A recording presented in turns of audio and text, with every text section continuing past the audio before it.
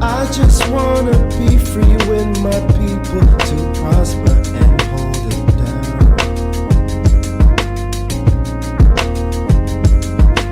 Don't you sit and wait, contemplating on a revolution. The time is now. I just wanna be free. I just wanna be free. I just wanna be free. I just wanna be free. Can't you see? I just wanna be free.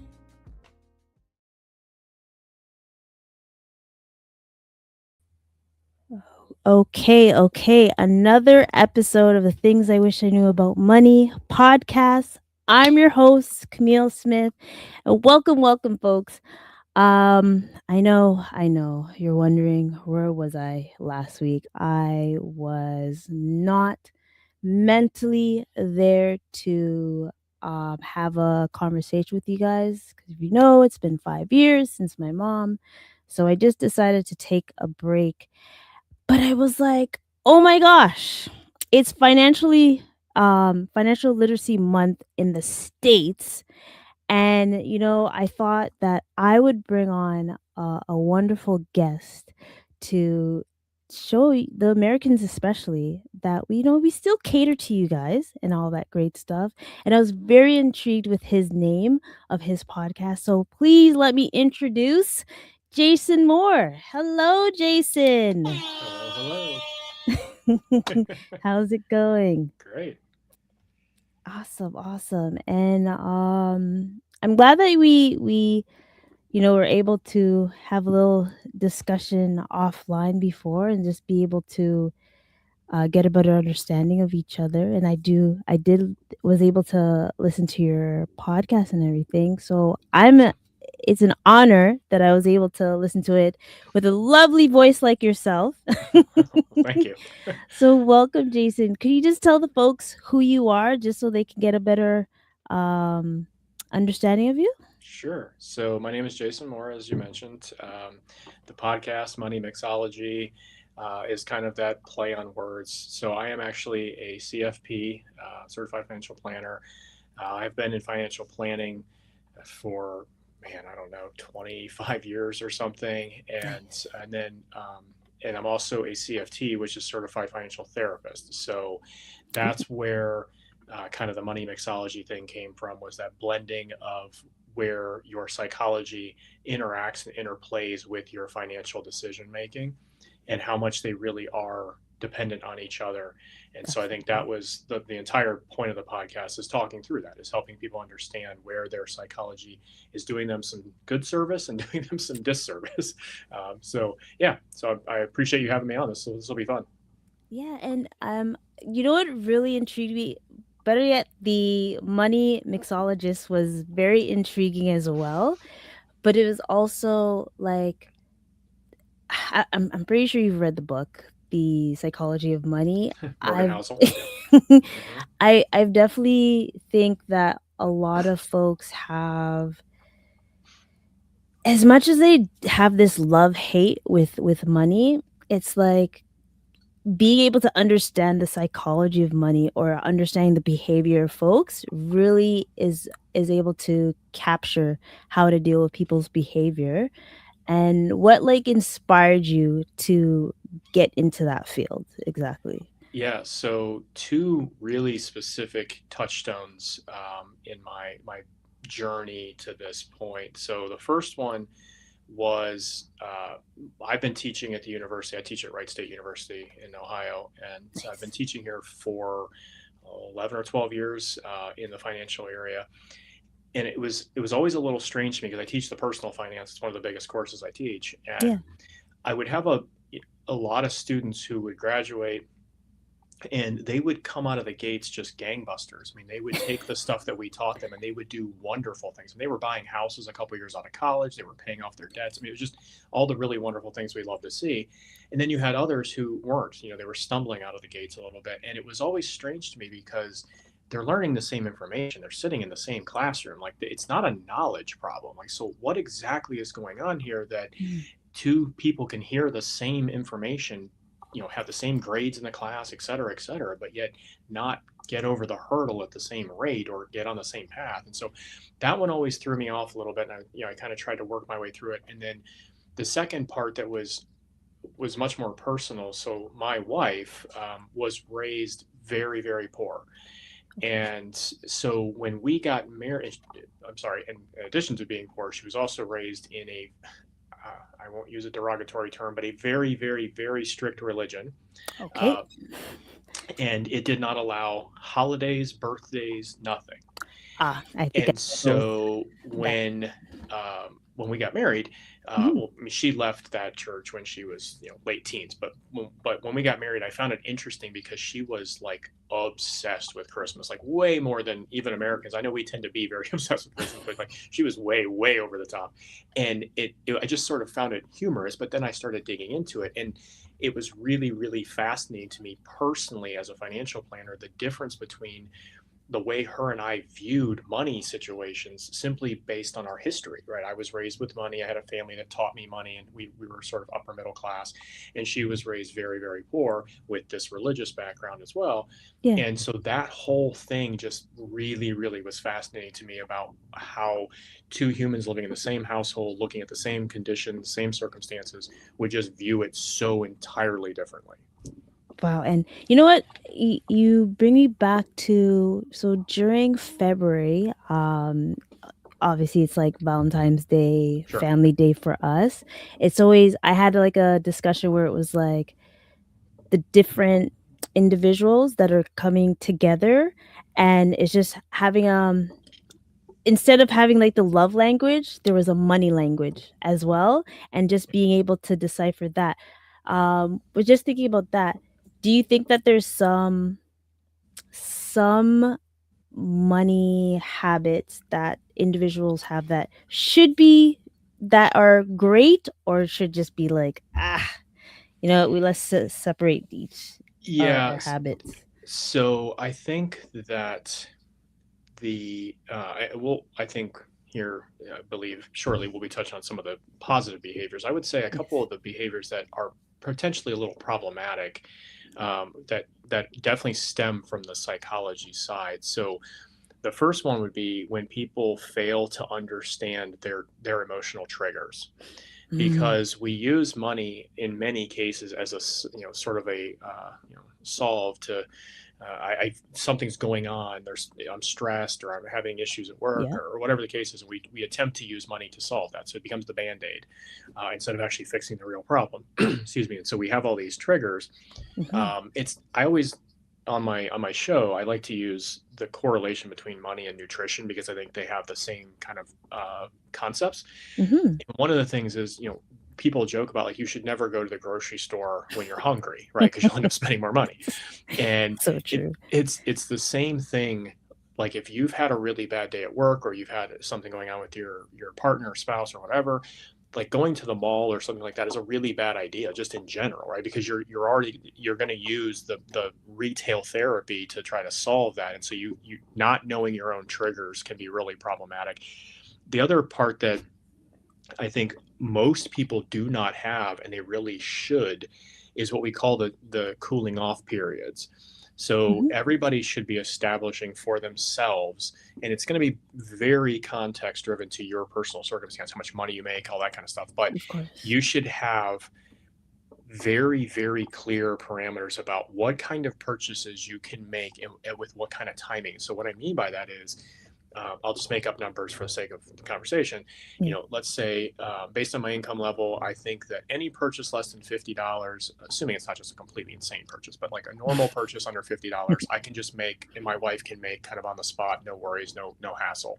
True. But anything over 50 up to, say, I don't know, 500, let's just use a number, Hmm. you have to wait 24 hours, or you got to come home, you got to cool off, and you got to wait 24 hours.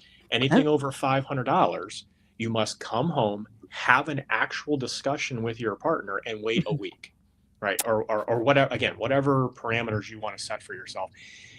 giving yourself those strict purchasing things, because it will completely remove impulse purchasing from your sphere of influence. And so and it will allow you to be far better at evaluating purchases on, do I actually want / need this, or Or was is I it a just in the trigger? moment?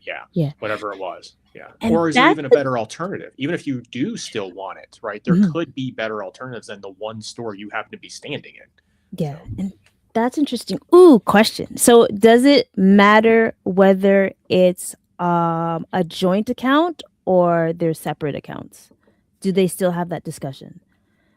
oh, for like the cooling off period? Mm-hmm. Yeah, I mean, I think it would be that may depend on how you're using those joint accounts. Yes. So, or I Absolutely. guess if you have separate accounts, so it may depend. A lot of times when I see separate accounts from, let's say, spouses, it's Mm-hmm. typically, at every month you have to give me so much to put towards the mortgage, and Yes. whatever. So we still have some sort of a combined package. We just have our own accounts.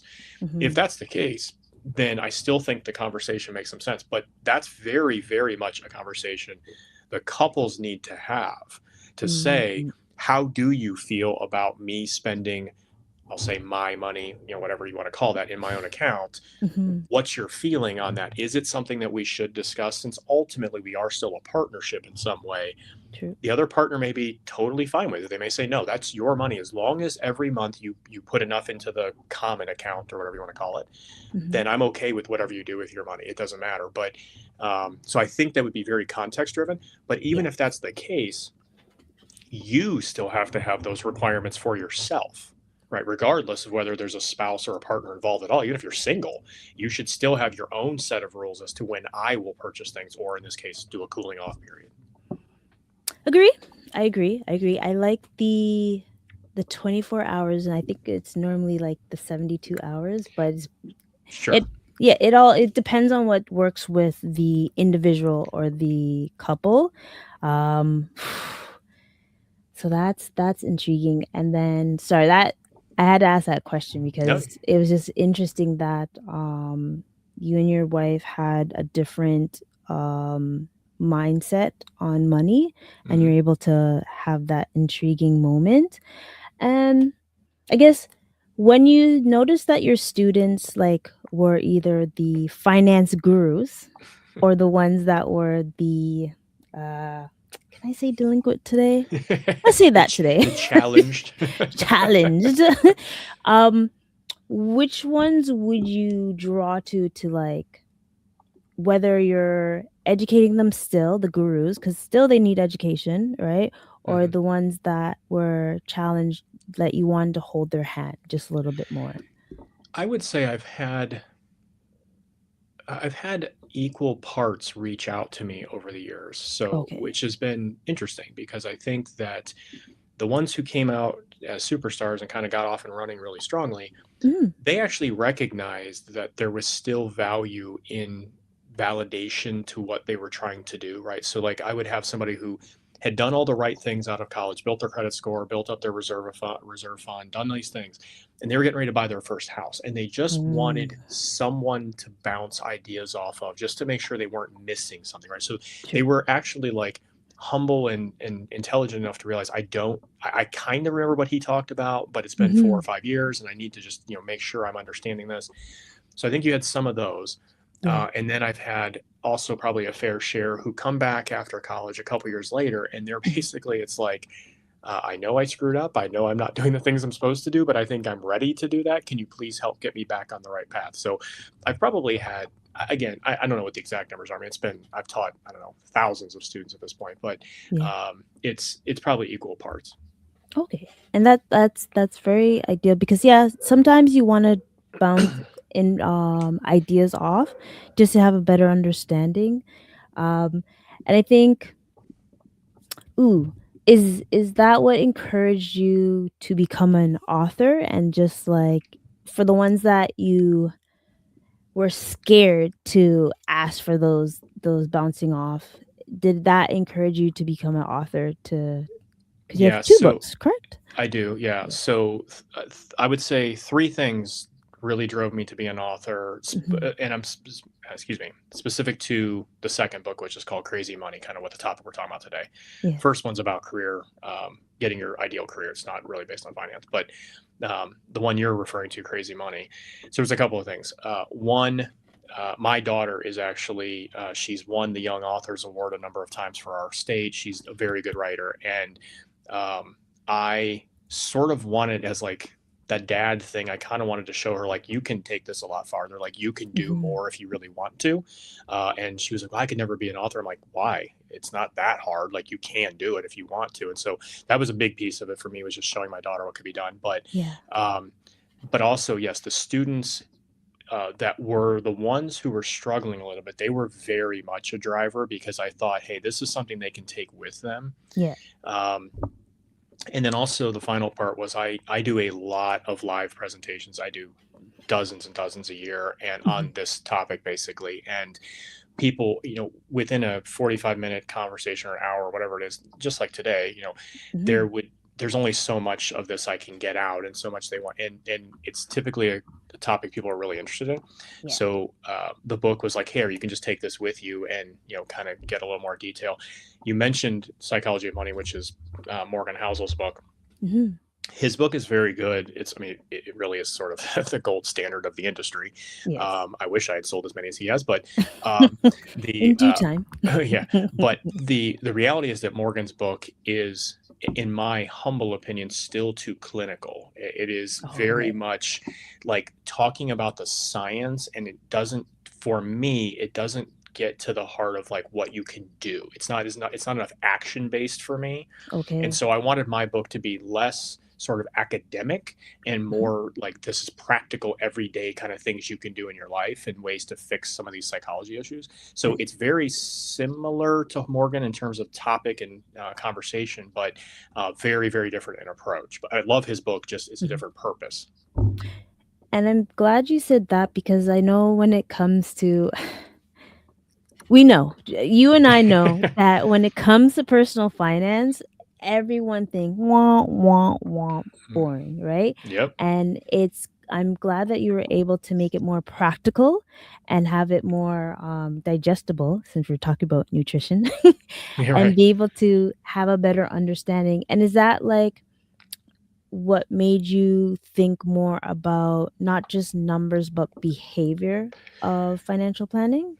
Yeah, that is, I think, the natural sort of evolution of where our field is going. Yes. And so, I teach the personal finance class, which is mostly freshmen and sophomores, 18, 19, 20-year-olds. I also teach a huge portion of the CFP curriculum. So I teach the insurance, retirement planning, estate planning, et cetera. And those are all my juniors and seniors that are going to be planners. Okay. And I have been harping on them that, effectively AI is going to do all of the math for you, right? Or some version of it. And so while you have to know that stuff, you still have to know your material. You have to be a content expert in what you do for a living. That's not where you're going to make your money anymore. If somebody just wants to know how car insurance works, they can type it into ChatGPT and get 9,000 results. So it's much more important that they are able to start to understand the psychology and the behavior stuff, because ultimately the hill I will die on as a planner is that your habits daily, your daily behaviors and habits are what make you wealthy. It is not your knowledge of money. It never has been, and it never will be. It's a matter of, will you continue to systematically do the right things with the money? You could be a brilliant person and go, oh, I know exactly how a mutual fund works. Yeah, but do you put any money in one? Because if you don't, it doesn't matter, right? So I think that's the part that as I've gotten older and older, I'm just so passionately driven to be like, it's not that it doesn't matter if you know that stuff. You should still want to know it. Exactly. But it's far more important that you activate it, that you go do something with it. Execution is key. I totally agree with that, because as of late, especially with the economy, that's our fault. That's our I've been slightly under a rock because it is tax seasons here too. I know you guys finish in a couple days, Hmm. but we finish at the end. So it's been something. Yeah. I've been living off water and coffee, but like just seeing like whether it's job losses because it's happening here, whether it's the good old stock market going up and down like a roller coaster. um, I've been trying to help people understand the mindset of also because some people I've noticed a lot of people have lost their um I don't want to say joy. The way that they treat like their money habits or their relationship with money, I have to like remind them that you have to have a positive outlook of it or there's going to be a time when your back is against the wall and you feel like you're failing at every moment, right? Yeah, yeah, and I think that part of the difficulty is that for most people, even those of us who believe in the system and believe in doing the right thing with our money, Mhm. we are still captive to the current moment to some extent, right? Yes. And so Yes. when you could be doing all the right things with your money, and candidly, the stock market could actually be doing decent. It's not right now, but it could even be doing decent. And if gas prices are increasing and groceries are increasing, that's what you feel every day, Yes. right? And so that may not be I mean, I guess it is real that they're going up, but it may not be the reality that your financial life is deteriorating. Because if you're putting a bunch of money into the retirement accounts and you're growing your wealth, it's not. You're going in the right direction. But Exactly. if your weekly grocery bill is much higher, it feels bad by definition. And so that tends to be how we perceive our entire financial life, Yeah. right? Which is a weird thing. I mean, if you're somebody who has, let's say, a little bit more wealth, you've got $600,000 or $700,000 in your retirement accounts, and they drop by, you know, 5% in, over the course of a couple of months, you lost $35,000. You don't even pay any attention to that. Most people genuinely are like, whatever, that's for retirement. I'll just kind of let it, just let it do its thing. And yet Exactly. when you spend an extra $15 at the grocery store, you're like super upset about it, right? Like, so we're just creatures that are captive to the current moment. And that's just, I mean, I understand that. I mean, I get Yeah. it. Retirement's way out in the future. So, Mhm. yeah, Mhm. so it definitely impacts us at a far higher level than it probably should. Yeah. And you're totally right because there's what I think one of my friends showed grapes $13 a pound and I was like absolutely not. No, I don't. Yeah, no, I don't. I barely love my children that much. I'm not paying $13 a pound for anything. That's crazy. Like just thinking about that and like I'm not sure like with your taxes like our government recently changed like our GST HST to Canada Groceries and Essentials benefit. And I think people are just laughing at it because they're looking at it ideally you'd be able to get 500, 600 for the year, and then some people are like, "Oh, great, what am I gonna do? Get a bag of chips? Woo!" Yeah, well, that takes care of January. Yeah, yeah, Exactly, and I'm right. like, Yeah, granted, it's like quarterly that you receive this money, but they're they're trying to do their best with helping, but I do see that people are very stressed in the present time and not really looking out for the 20, 30 odd years that the potential that they're able to do.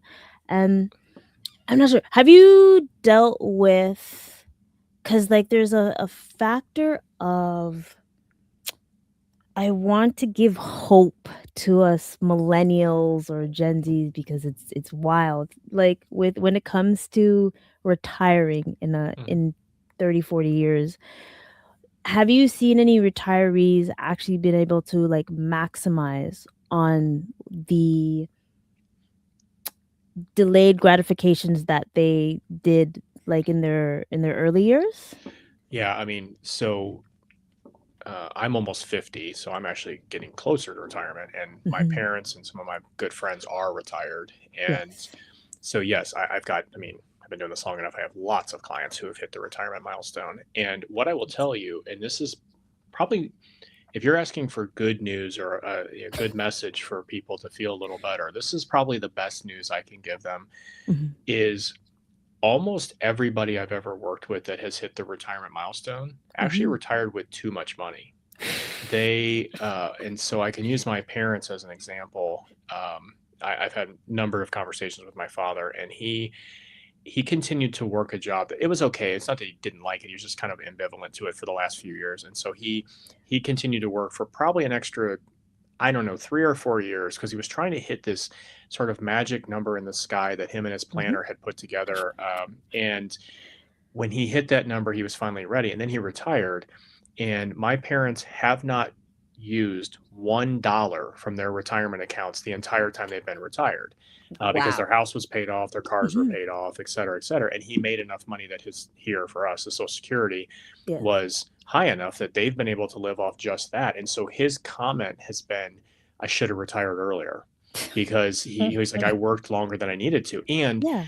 keeping in mind that because of the power of the compound growth, those last couple years of money that you put in really don't even matter much, right? I mean, you're just kind of throwing pennies on top of the dollar stack. And so um, I would tell everybody out there that I know I'll probably be one of the only planners you ever have on your show who says this, but you actually need less than you think you do.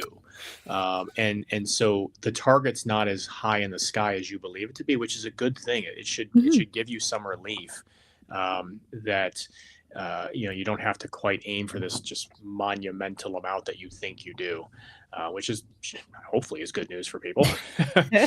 That is very interesting because most times we all have this number, like sometimes I say the FU number Yeah, just to yeah, yeah, yeah, to be yeah, able yeah, yeah, to skedaddle, and yeah. just like ideally mine's 5 million.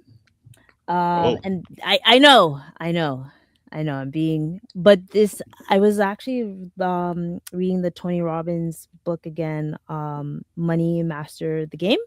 I'm probably butchering the full name, but Tony Robbins, yeah, I know Money what you want. Master. Yeah, So the reason why it's 5 million is because I want to help others at the same time. And that's the extreme number. That's yeah, not yeah, yeah. the basic one, right? It's not your retirement, Exactly. So right? it's like Yeah, retirement plus helping others and things. So 5 million, but I know for sure once I reach that amount, the dividends that I have and all that great stuff will just be making me flourish.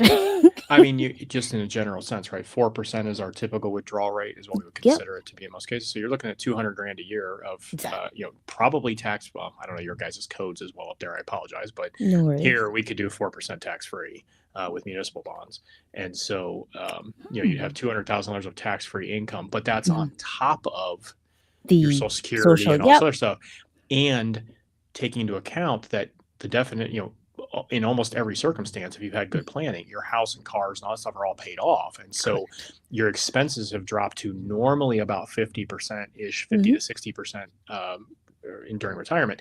And yet your income, and you're making up most of your Social Security. So that 5 million is probably going to be, I understand you're doing it for completely different reasons, but it would be an unnecessary amount. I have made a very distinct adjustment to my own retirement accounts in the last couple of years, or not my Hmm. retirement accounts, my retirement target, Yes. based on the fact that my friends and my dad and all these people that are retiring are like, Jason, you don't need to go as far as you say you do. You can stop That's right. earlier. Hmm. So, which, is heartening in some ways. At And least I hope. that's and I'm hoping that, there's many that hear this and are able to experience that, because for the most part, I know like individuals that are in the government, teachers, nurses, who else? Anyone public servant in a Sure. sense, they have like the pension, so they Yeah, it's essentially don't have to worry, unless it's the folks that are not in that lucky circumstance and have to actually a little bit fend for themselves. And I think a lot of people are having a tricky hard time actually understanding that you if you don't have a pension at work, you do have to fund your 401k for you guys and our RSP for us. Mm-hmm. And how are you able to encourage individuals, because there's so much back talk when it comes to our I'll say RSP, because I know the 401k is the equivalent, but how are you able to give a positive indication of what you'll experience in the future when it comes to your 401k? Yeah, so I actually, this is sort of a funny question you asked because I don't know how this happened, but I have uh, become, I don't know, the go-to person in where I live for companies to call me in Yes. and present to their employees about why they should be in the 401k. And Yes. what's always interesting, and goes directly to our psychology conversation. I start those conversations by saying, "Hey, show of hands, how many people here know you should be putting money in a 401k?" Mm-hmm. And every single hand in the room will go up. Yes. And I'll say, "So this isn't. I don't need to convince you that the 401k is a good idea. You already know that. This isn't a knowledge problem." Correct. So what I'm going to do today is I'm going to tell you why you are not doing it. I'm going to tell you specifically what the psychological barriers are as to why you're not doing it.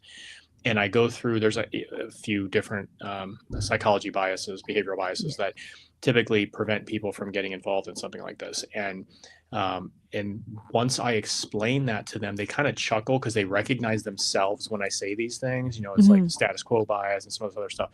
And we talk through it, and they're kind of laughing about it because they're like, yeah, that's me. I'm definitely doing that kind of thing. Yes. And so I had an example of one company here in Dayton that have 110 employees, and when I showed up, they had 13 people that were participating in the retirement plan. Wow. And the day I did the presentation, something like 36 or 38 or something people signed up on the spot. Now, I can't swear they all stayed, to be perfectly candid. I mean, I'm sure there was some fall off at some point, but the idea that you could get that many people to change their mind really quickly, because it goes back to the fact that it's not about knowledge. This is all a behavior game. And as soon as you can master the behavior and your way of thinking about money, the rest of it becomes really easy. Okay. And what were the top 3 out of the 8 that you mentioned? Reasons that people aren't doing it, you mean? Yes. Yeah. So the first one, this one I particularly knew the audience I was presenting to. So just to be fair, was poverty mindset. So a lot of them had come from backgrounds of poverty and tough circumstances. When that happens, you have a mistrust of investment vehicles, because those are what wealthy white people use. And so you have a mistrust of them. And we have to help you kind of get past that point, because we have to, because the second thing will kick in very, very strongly, which is imposter syndrome. So if you don't view yourself as an investor and can't ever see yourself as doing that, then there's no way you're ever going to participate in it, right? And so trying to get people to understand it, one of the tricks I use there, so this hopefully would be helpful for your listeners, is the story I always tell. If you saw a lady, you're driving your car down the street and you see a lady on the sidewalk and she's got her earbuds in, she's got her running shoes on, and she is jogging down the street, the first thing you would think is that's a runner, right? You would identify her as that, but you have absolutely no idea if she's a runner. That could be the first time she's ever done that in her life. She could be being chased by a bear. Like, you have no idea why she's running. Yes. But you're identifying her as a runner. Well, what makes you an investor is not this idea that you are or are not. The simple thing is, do you put money in a retirement account, or an investment of some sort? Correct. That's what makes you an investor by definition. And so getting people to understand, I mean, I have multiple master's degrees in finance, and I teach it in CFP and all this other nonsense that, letters in my name, all this other stuff. And yet that doesn't make me an investor. It makes me kind of understand it. But what makes me an investor is the first dollar I ever put in an IRA and the money I continue to put in. That's what makes me an investor. So having people understand that, that you can become this thing in the future, overcome imposter syndrome was a huge piece of it. And then there's just status quo bias. People are lazy. We talked about this, what I mean is mentally lazy. We don't like change. We don't want to have to make action. And so it's why the 401k or RSP in your case works so incredibly well is because once you do set it up, then you Yes. can be lazy, just forget it, right? Like, and it'll just Set do it and its thing, forget it. right? Set it and Yes. forget it, right? And so, you can use the status quo to your advantage in that particular case. The other piece that if you, and I don't know the exact demographic of your viewers, but Mhm. one of the most powerful tools for people, especially to overcome imposter syndrome, is, do you want your children to see an investor? Do you want them to see somebody who knows and understands money? And Mhm. inevitably, every parent will say, of course I do. I said, then True. you have to become that person. Right. And that just that internal sort of fortitude to be like, all right, I may not know what I'm doing, but I'm going to do it for my child. Right. Yep. Is very, very powerful. That definitely is a way to encourage or push them to do better, especially because a lot of like my generation, millennials, they know, like, before they didn't get that opportunity to learn these financial literacy, Mm. right? So I see a lot of um friends that are parents that want to encourage their kids too, and also teach them what they didn't learn when Mhm. they were growing up, so they're able to flourish. And that was like one of the things that my mom always said, like, if you can't teach the old folks, go for the younger ones, Yeah, right. because they will be able to not only teach their parents or grandparents, but also flourish in the future to come, like financial or generational wealth, right? Sure. So that's one thing. And I like your reasons because it's I think it shows people that are like, oh, are you talking to me? How did you know that that was actually what I was thinking, right? And man, maybe I should get my psychology of money as well, just Well, to have a better understanding. Mhm. yeah, I think what I would tell your viewers is that almost every human being, not almost, and literally, unless you are and I mean clinical psychopath, so like unless you have psychopathy, if Mhm. you are a normal human being, Yes. you are going to have very irrational behaviors. The power in understanding psychology is that those irrational behaviors are predictable. Okay. So they're irrational, but they're very predictable, very repeatable. That's why we're able to study these things. So when somebody says, I'm doing XYZ with my money, I'm like, yes, we know that. Like we all like we've seen that 1,000 times. You're not alone. And that's important for people to understand, is that these mistakes you may have made in the past, or these sometimes challenging thoughts that you're having towards money, I promise you're not alone. There's a Correct. reason we have an entire field of study about this, because it is predictable. And so we can help you, because if we know all these people have the same problem, then we know how we fixed it for other people, which means True. we have an ability to help you fix it as well. Ooh, hopefully someone hears that message, because ideally, yes, like, even a person like myself has some irrational behaviors at times. Like sometimes my stomach takes control of the wallet, That's right. Yeah, right. Go to like, the grocery store hungry, right?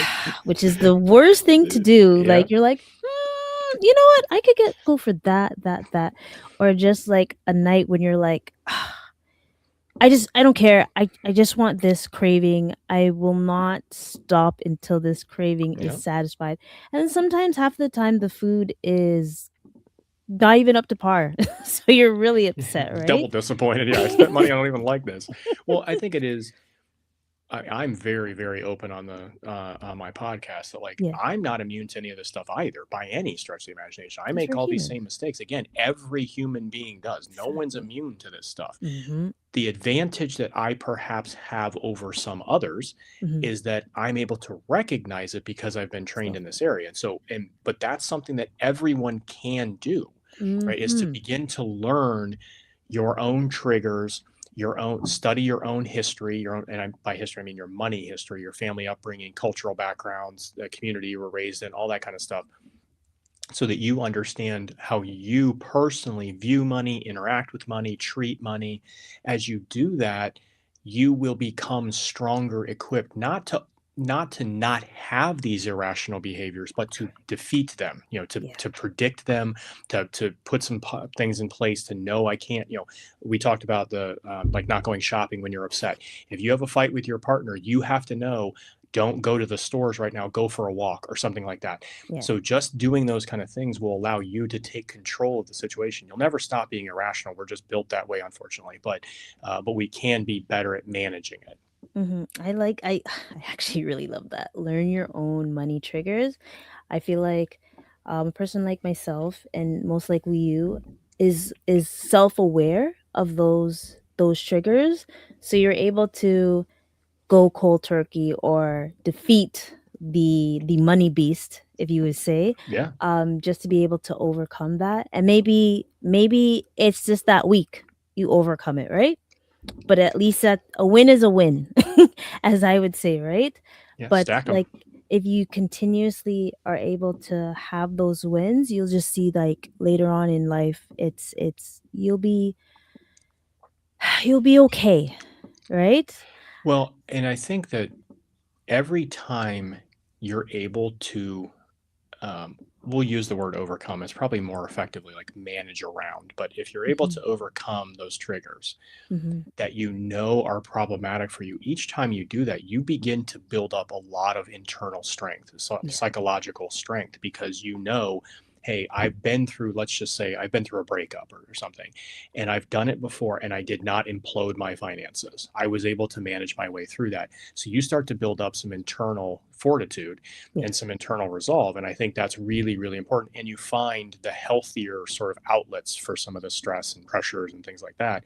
And you stop, viewing the money as the answer to where it becomes your therapist, basically.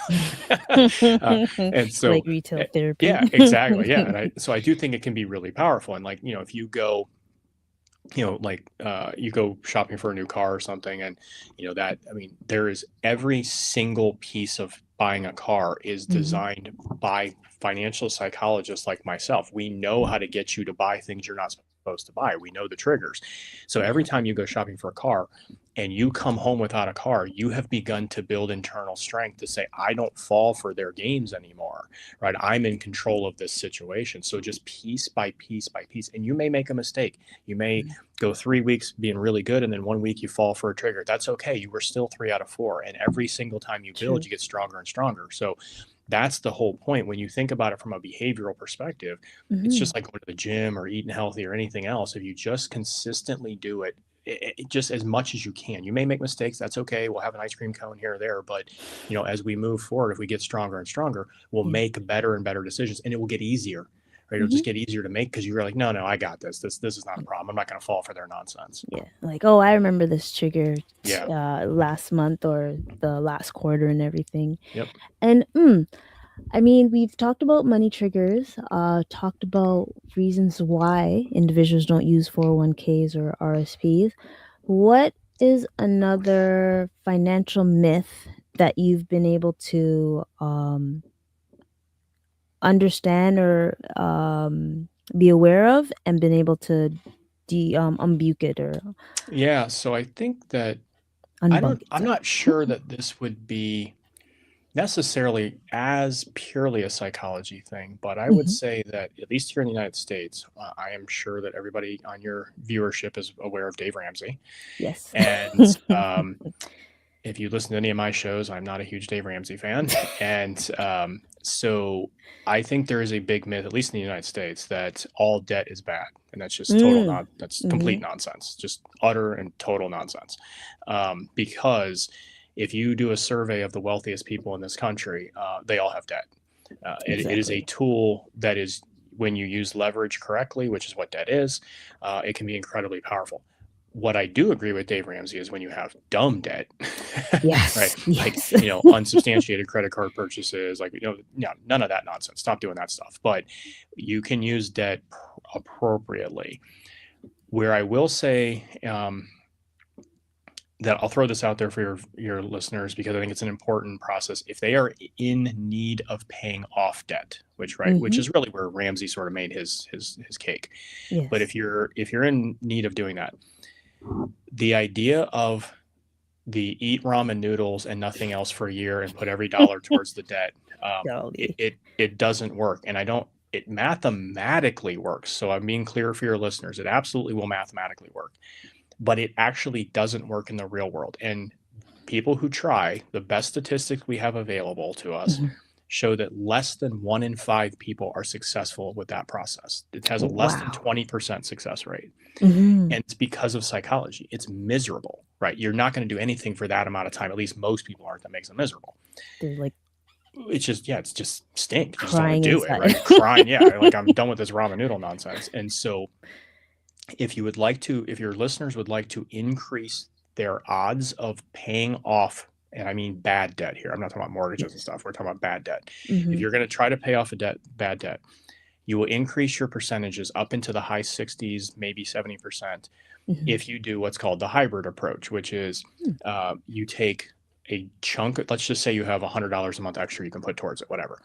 Take, like, say $60 and put it towards the debt, and then take the other $40 or whatever seems appropriate and put it towards investments, savings, whatever. Because while that will slow down the debt payoff, and you will end up paying a little bit more in interest, I want to be clear about that. Mhm. Mathematically, it's slightly worse.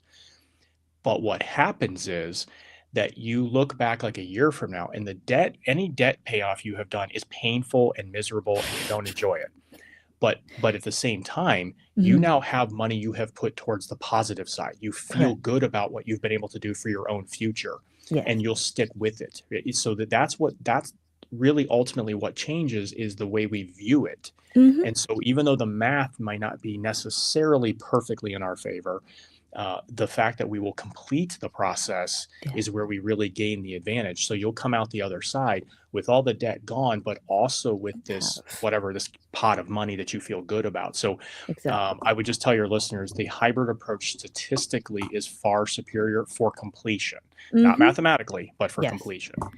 I like that you said that, because I think I'm a believer of that as well. Not I believe. I am a believer that, like, you can pay off your debt and save for a rainy day, or invest for a rainy day, Sure. because um I'll give you example. What was it? 2022, I'll say. I bought a stock that was $2, right? And I was like, I could be paying off my debt, but I don't know. Like, I really have heard good things about this. I've done my research and everything. That stock today, which I call my bay, my investment. my investment boyfriend. Exactly. AMD used to be number one, but then I told AMD, like, you're kind of on the side. Put you in the This friendship one, zone. exactly. To this date, it's $27. Wow. So imagine if I didn't do it, and I will tell you this, that bay got me on a trip last year. So There it you go. definitely pays to do both at the same time, because I've paid off debt at the same time, but not being able to do both, my net worth wouldn't be the What way it it is now. is, Yeah. exactly, if I didn't invest at the same time. Yeah, I think it's, again, this is where psychology is so incredibly powerful within the money world, because people need to understand, we should be clear here, that if you are paying off your debt aggressively, Mhm. Yes. that is making your net worth better. You are getting better, right? You're getting healthier and wealthier, but it doesn't feel that way, right? And that's just, I mean, unfortunately, I understand that the other finance people around me are like, who cares how it feels, like you want to get the most money? I'm like, yes, but that's not how we live our lives. We Exactly. want to feel positive about the decisions we're making, about the progress we're making. And simply paying off past mistakes doesn't feel good. It's just a Mhm. miserable way to try to go about it. You can do it for a period of time. And if you think you could get it done in 2 or 3 months, you probably have the mental wherewithal to do that. But if this is something that's going to take you a number of years, you will not stick with it for that long. You just won't. I mean, True. statistically, you won't. Yeah. Statistically, okay, so say someone's paying off bad debt, Mm-hmm. Right. for the next, and this is just a question I thought of. If it's gonna take them 5 years to pay it off, at what of the 5 years, at what year do you think there's like a good amount that like trickle off and just say, ah, this debt will be with me forever? Yeah, I mean, I think it's what we find most of the time with clients that have larger sums that are going to take a number of years to pay down. So they have large Mm-hmm. credit card balance or something.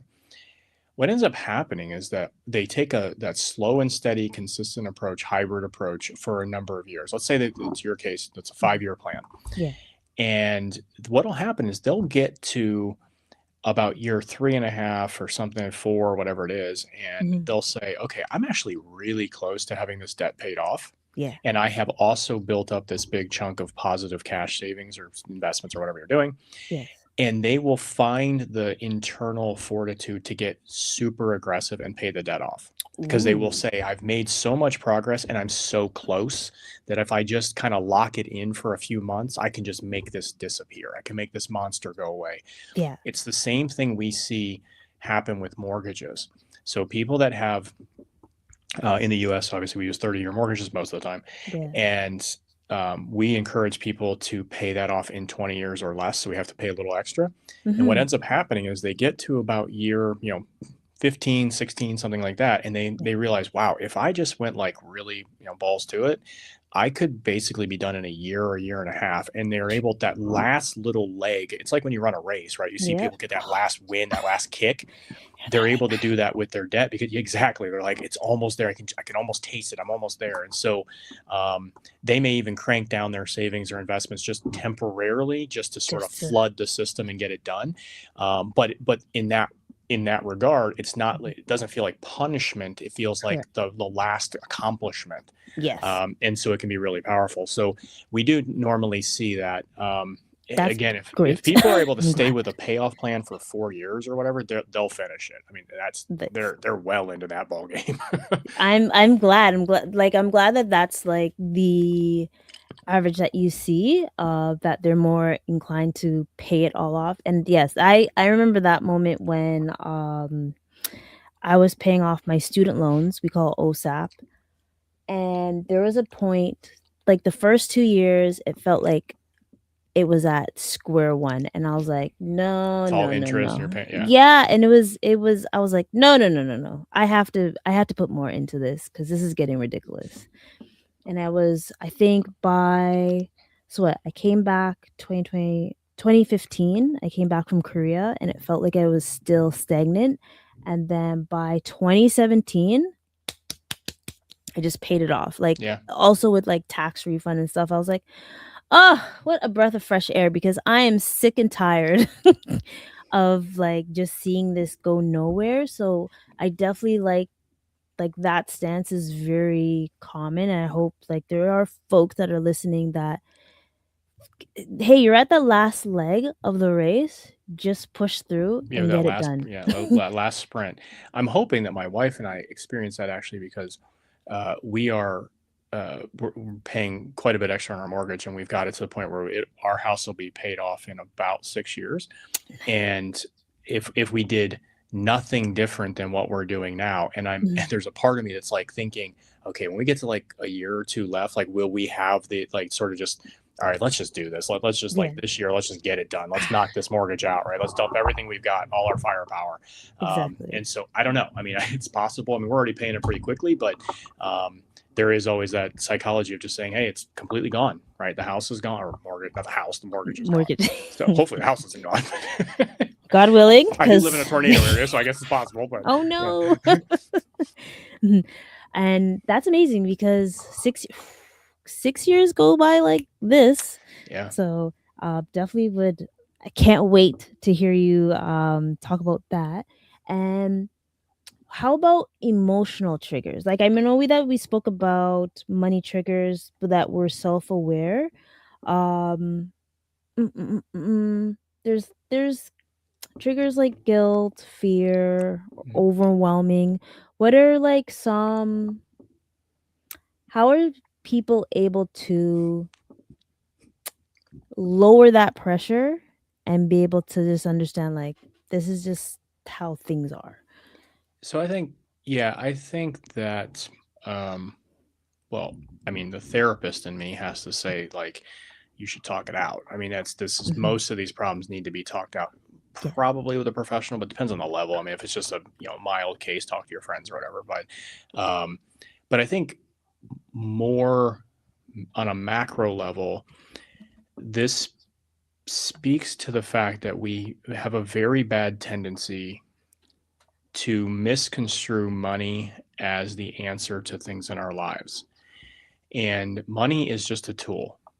It is nothing more. It never has been. It never will be. It is not the answer. It is not the goal. It is not the purpose. It is a tool to get you to those things. And so I always ask people, like, if you're having a stressful day, if you're having an emotional issue at work, or you're whatever the case might be, you're having family problems, you're reliving trauma from your past, whatever terrible thing seems to be happening in your life right now, Hmm. you would not walk out to your garage and look at your hammer and say, why aren't you fixing things for me? The hammer is just a tool. It doesn't Yeah. do anything. It does whatever you tell it to do. When you pick it up and you slam a nail, it does its job. That is the exact same thing as money. Money does not fix anything. It gives you access to the things that can fix things. Now, I believe you guys have nationalized healthcare, so for you, you don't need money to go see a therapist. But here, we have to have lots of it. Well, we have like OHIP, so like a part, depending if you have like a premium package, then you Okay. can. Therapy is quite expensive now that I've been doing people's medical expenses and taxes. I'm like, damn, Yeah. so much to go. Yeah, everything medical here is expensive, obviously, but Yeah. but no, I mean, I think it's I just think it's a general. It goes because often, unfortunately, when people are not able to make a really clear distinction in their mind that money is a tool and not the goal, Hmm. then money actually becomes the stressor. Unfortunately, you have people Mm. that view, like, if I don't have money, that becomes my stress in and of itself. Now, I fully understand if you can't eat, or, like, I get necessities. I'm not trying to minimize any of that, but you have people who are making a good living. I mean, there are plenty of money coming in each month, and yet they're making, let's say, I don't know, they're making 100,000, but because they're not making 120, suddenly they're stressing about that. And I'm like, Yeah. what? That makes no sense. Are you meeting Hmm. all the requirements of your life? And I don't mean just food. Like, are you happy? Do you get to eat out? Do you get to go on vacation with your family? Oh, yes, you get to do all those things. Then what exactly is causing the stress? It's this Hmm. imaginary number you have, right? You're allowing the money itself to become the stressor. And that's the part that I think people just really get flawed on. It also then allows them to avoid the bigger questions that really genuinely need to be answered. And I would just, as much as I can possibly stress this for your viewers, Hmm. the most important thing you can do to improve your financial future is have an honest, true, genuine conversation with yourself Yes. about what you actually care about. What do you actually genuinely care about? Because then the money can just fund that lifestyle, that whatever that life is. That's true. We set budgets and we set spending plans, which I love, by the way. That's another hill I'll die on. But we set those Yes. based on these arbitrary amounts that we've been told by financial planners. You should only spend this much on your house, and you should have this much for groceries, and et cetera, et cetera, et cetera. Yeah. Well, what if you're somebody who just is desperately passionate about going out to eat with your friends? That is how Hmm. you get your joy in life. That is where all your connection happens. It's where your mental health is made better. Well, then a financial planner should have no right to tell you that what you want to do with your money is the wrong answer. That's not how financial planning should work. Financial planning should be, you tell me, Camille, what is it you want out of your life, and I'll help you figure out how to pay for it. That's what Yeah. financial planning is supposed to be. Exactly. And so I think that's the biggest thing, but we have a really bad tendency. The question I get asked probably more than any other question in my life, because of what I do for a living, Hmm. is what's the best use of money and what's the worst use of money? Yes. And so the best use of money is very, very specific to individual people. I can never answer that for somebody, but I can always answer what the worst use of money is. That is a very easy question. It is spending money on something other people care about. That's the worst use of money, and we all do it. We all spend money to buy cars to impress people we don't even like. Have right, like it's the Susie Orman thing, spending money you don't have to buy things you don't want to impress people you don't like is the worst and combination. that, yes, and so, but that happens when you don't step back and genuinely understand what you care about. You've said you've watched my podcast a few times. I joke about this on almost every episode for some reason, is that like I openly acknowledge that for my wife and I, we spend more than planners say we should, or the numbers say we should, on our cars. We have expensive car payments, but I desperately love my car. Like it's one of it's the thing that gives me so much joy and happiness. It's a reward for my hard work. Like I love my car. So what sense would it make to take that away from me? That joy from you. Right. But I do not care at all about eating out. It does nothing for me. I get nothing out of it. I get no satisfaction, no joy. I don't care at all about that. So I stripped that from my budget because other people think that's important, not me. Exactly. So keep your priorities in order. Honest priorities, right? Like genuinely, thinking for yourself what matters to me. And then if you're with a partner, obviously having the same conversation with them. But yeah, I know some of my guy friends are going to be like, awesome, I can have that car that I want. Well, yeah, if you're single, I mean, if you're married, you still have to have the conversation, but yeah. Exactly. Yeah. And as long as you, okay. So question with that stance, because I do agree, like most financial planners, gurus, whatever, cannot tell you ideally what to spend your money on. But I guess, would it make sense for, if you financially can obtain it and it makes you happy, then it is ideally the best decision that you've made for yourself. Because if you, and my question is, what if like they can't afford it, but they're just doing it for the status quo, or flossing, as sometimes you like to say, keeping up with the Joneses. Yeah. It's, I think, well, that's problematic. I mean, you have to be able to afford stuff, right? I think there's a couple, when I work with clients, there's a couple of key sort of pieces to your financial plan that I kind of almost pseudo dictate to you, because, so for example, like retirement, I say, listen, before we even have the discussion, you're putting a minimum amount of whatever, let's discuss it. I prefer 20, but if they want to do 10, 15, whatever, we're going to put a certain percentage of your money away, because no one actually wants to do that. Right? Like, so like, if you just ask people to like list their things, what are things you like? Giving away my money for 40 years is not one of them. And so I'm like, listen, I just have to use my professional experience to take this off your plate and say, listen, we just have to do this. And so, okay, so let's do that. Once we get done with that piece, one of the challenges that a lot of financial planners have, and I work with my students to be like, don't do this, is applying my utility, and utility is the way you value things, applying my utility to your circumstance, right? So you say, hey, I really want to go on vacation, 3 times this year. I'm like, oh, no human needs 3 vacations a year. Like, and so I try to tilt your budget towards what I care about. And so that's very, very problematic. Parents do this all the time, right? Like their kid is like, I want to go, be an engineer. Like, oh no, don't do that. You should be a doctor or whatever.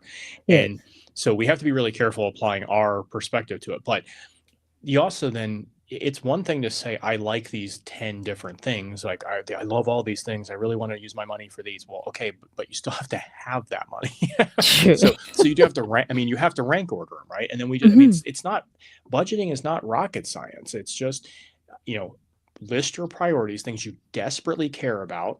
Which, okay, so got to start with housing and food, like necessities, and then let's go, down the list of things you desperately care about and love and want in your life. And then we'll just go until you run out of money.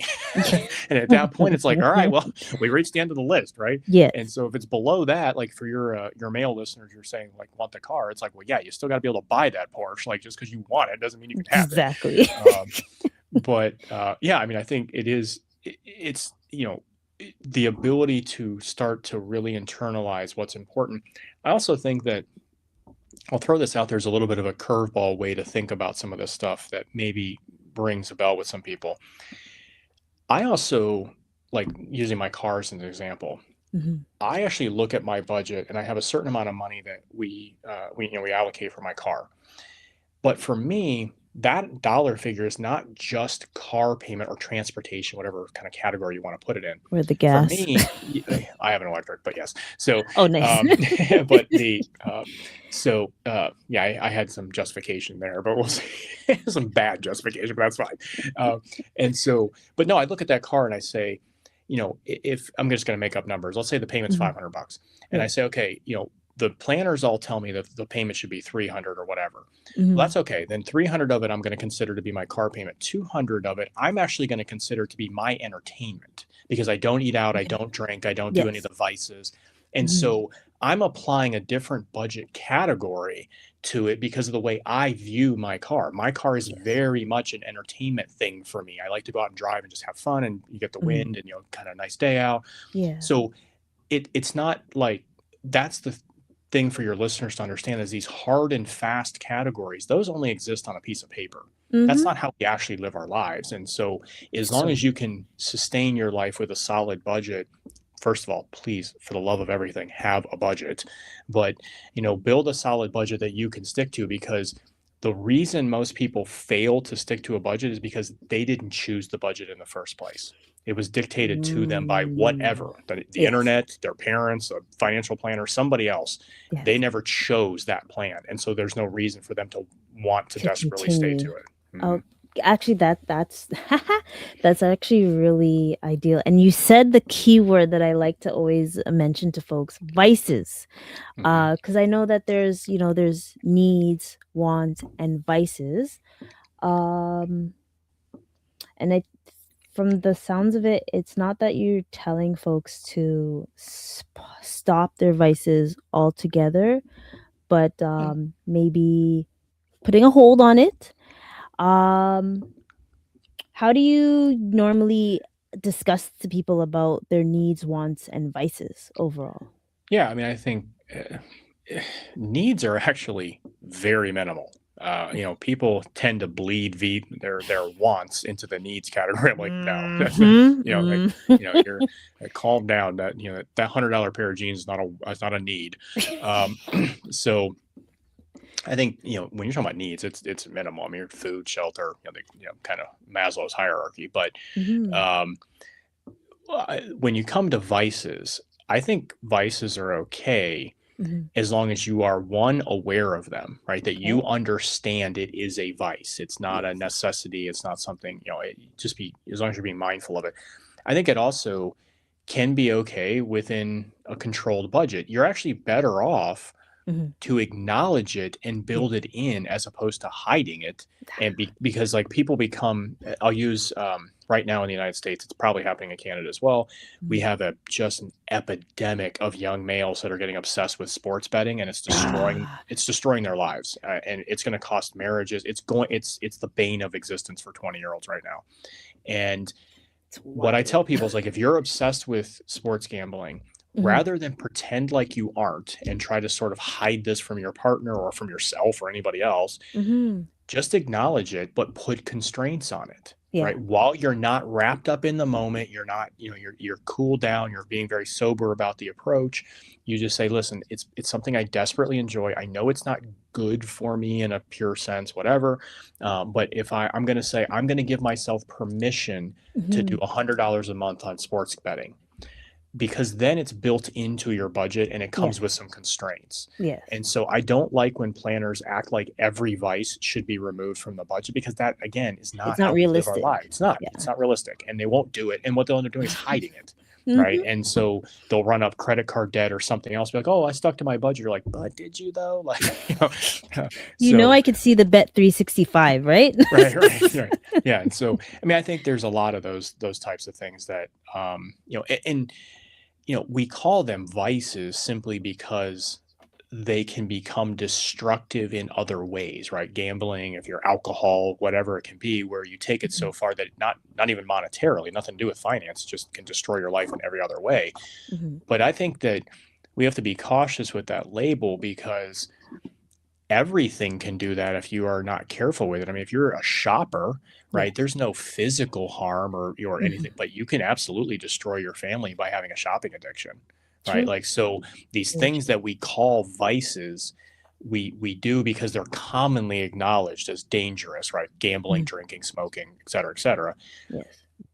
But they are really just somebody's wants that have been Mhm. taken too far. Well, you could apply Yep, that to pretty that's much true. anything, right? Yes. So, yeah. Yeah. Ooh, we have a question. Okay.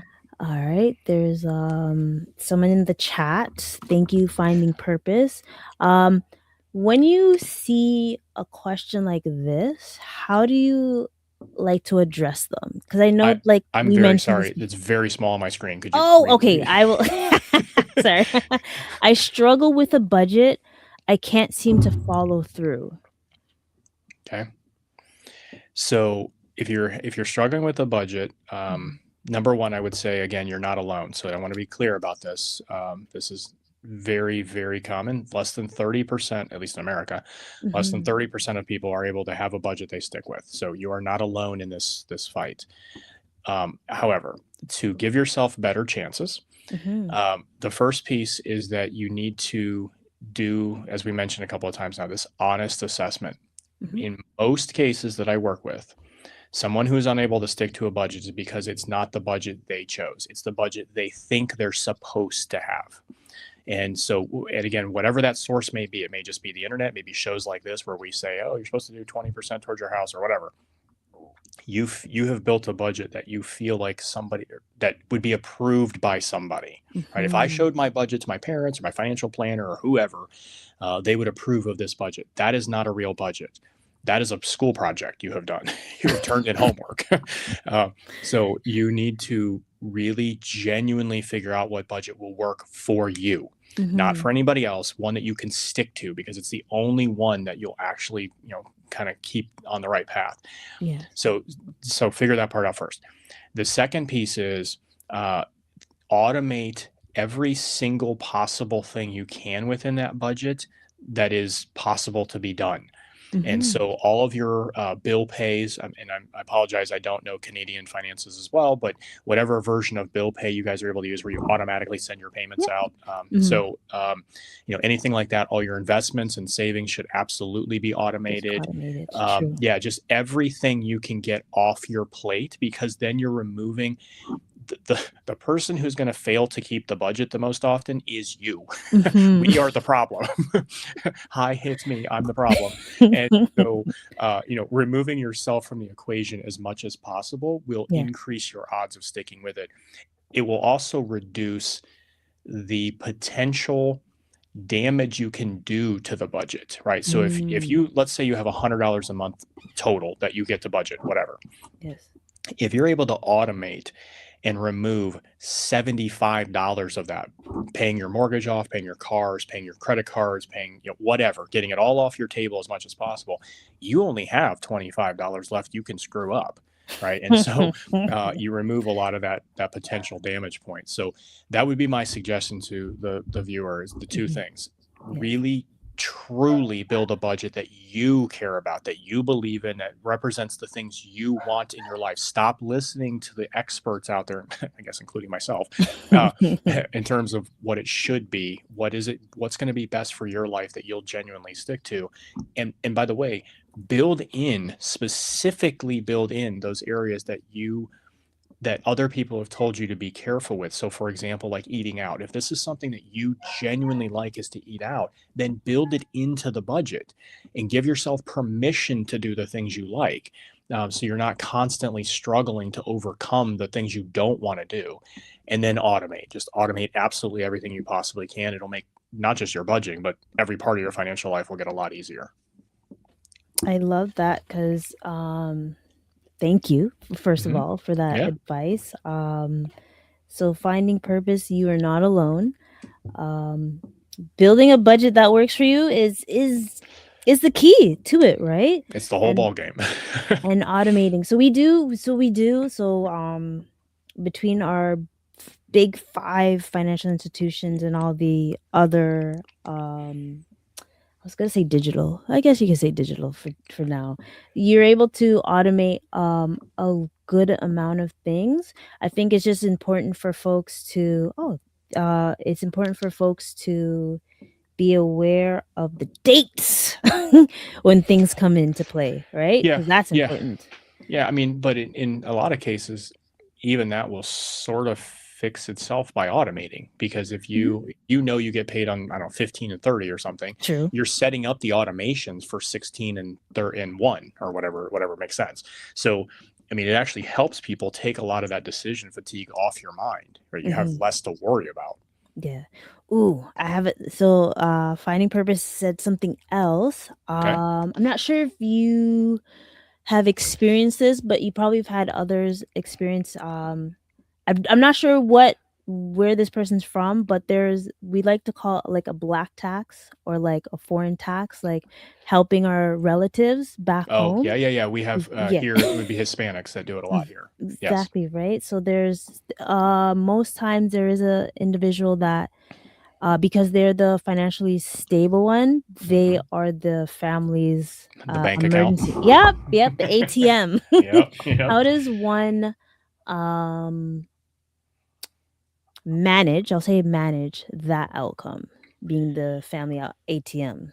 Yeah, so I think the reality is, we have to take a step back and say, are you okay with that? So I think that's the first Mm, piece. Now, so if you this is where that cultural thing plays a role, right? yeah. Because you may have been raised in an environment where that was the expectation, but that doesn't make it right. Mhm. And so, if you do not believe in that, if you do not believe that is how things should happen, then you should feel no obligation to do so. That is nonsense. I think going back to this tool thing, right? Like, Mhm. you can't call on me every time your drywall is damaged to come patch your drywall. Like, I don't do that anymore. But if you are someone who's okay with the sort of concept of helping out the family members, Mhm. I would suggest you just build a certain amount into your budget. Just True. and have it, because what the reason it's typically very stressful in those circumstances is it comes out of the blue, right? It's this Mhm. unexpected stuff that it it's unexpected yet expected, because you know it's coming. You just don't Mhm. know when or how much it will be, right? But Yeah. you kind of have come to a realization like they're going to hit me up for it at some point. And so if you know that and you're okay with it, then Mhm. build in a certain amount, but limit it. I mean, again, you have a Yes. right to protect your own finances and your own, because it's like on the airplane, right? Put the airbag on yourself first, right? You the mask on yourself, excuse me. And Mhm. so you still have to build up your own financial wherewithal Correct. while supporting your family. So just build it in there at whatever level you feel comfortable with, Mhm. and then let the family, maybe not directly, but let them Yes. kind of know, like, I will help when I can, but I do have limits to this.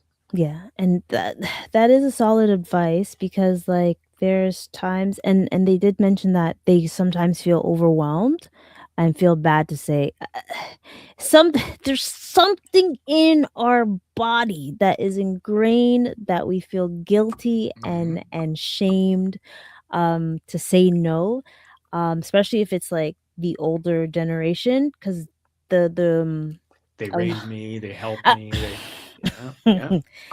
Yeah, I was the one that took you to that schooling or that Disney World or something like that, a sort. So it's like kind of the guilt trip, right?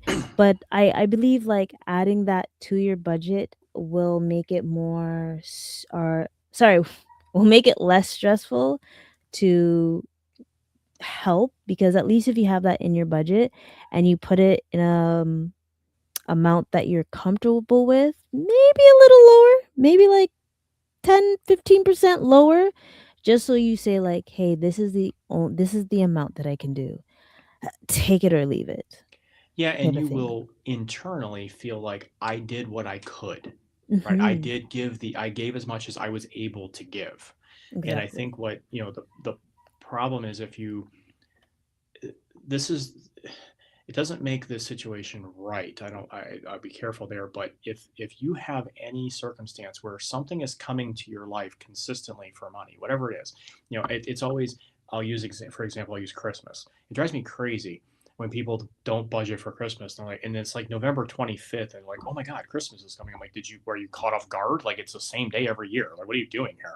And so, like, it's the same concept. If you know that your family is going to be coming to you for money, and you know that you're probably going to give in and help, then that's just an expense. I might not agree with that expense, but that doesn't matter. If it's an expense in your life, it's an expense. So build it in accordingly, right? But build it in like you would any other expense. If you can't afford a Porsche and all you can afford is a Chevy Cruze, then buy the Chevy Cruze, right? Like, stop giving them the Porsche. Yeah. And so by building it into your budget, then you will have peace of mind to know I did what I could do, right? I helped where I could help as much as I could help without damaging myself. That's that. Thank you. Thank you, Jay. That's a great, that is some solid advice because, hey, some of our family is going to be expense. So you might as well just incorporate it in so you're not as stressed as you usually are. Right. And there was something that you mentioned before that I love, that you teach your financial planners not to insinuate like their beliefs, but like to actually listen to the person, be able to cater to what they're looking for. What's another thing that you would consider a good or great financial planner? So, I think if you're going to use a financial planner, you should I mean, I'm obviously very biased towards the CFP just because it's sort of the gold standard. But Mm-hmm. even if they don't have that designation, Mm-hmm. you should go to a planner who is very holistic in their approach. Because one of the Mm-hmm. things that I think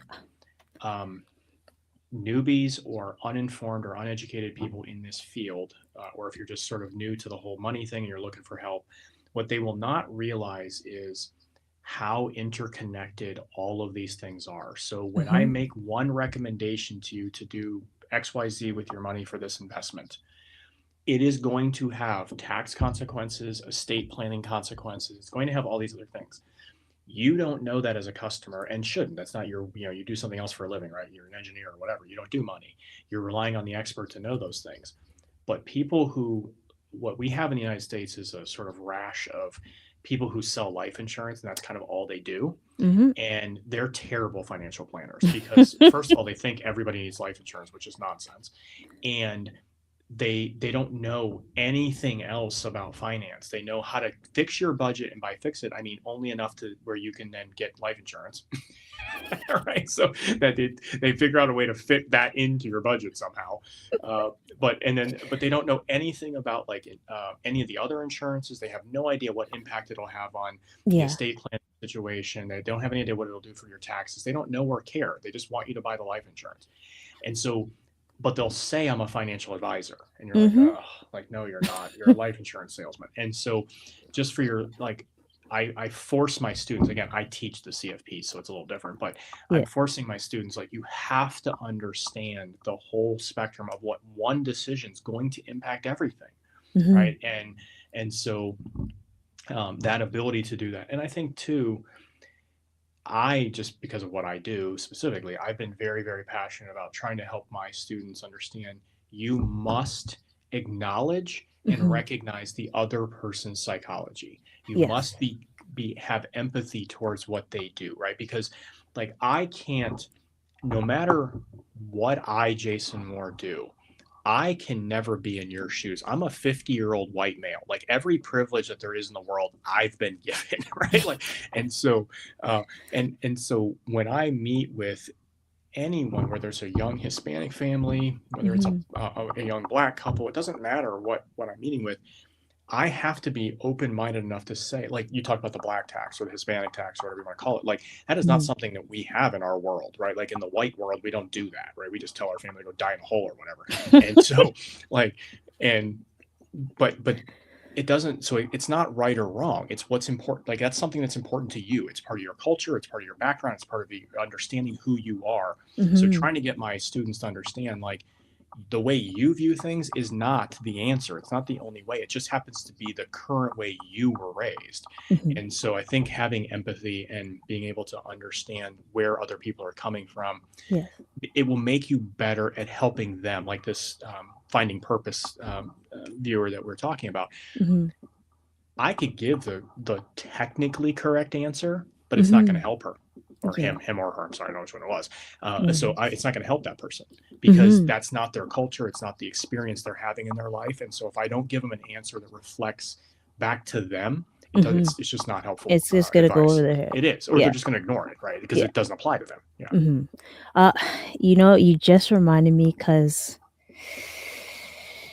I had the biggest rant with a client this week. I there nothing upsets my soul more than financial advisors that don't look at holistically everything, because I deal with, I do bookkeeping, I do taxes, I do personal finance. So I feel like I'm like, what is it, Trinity of personal finance, right? So I'm able to think of certain things, and I was sick to my stomach. I'm glad you mentioned it because I'm going to mention it. I was sick to my stomach that I noticed that someone kept getting charged, not charged. So they had interest income Oh, coming okay. into play.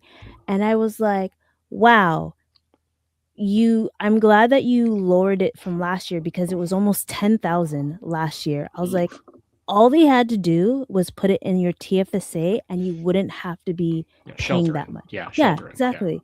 So like your Roth IRA, right.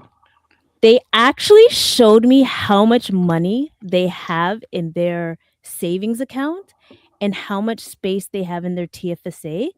And You're like, what are we doing? I was like, what? Right.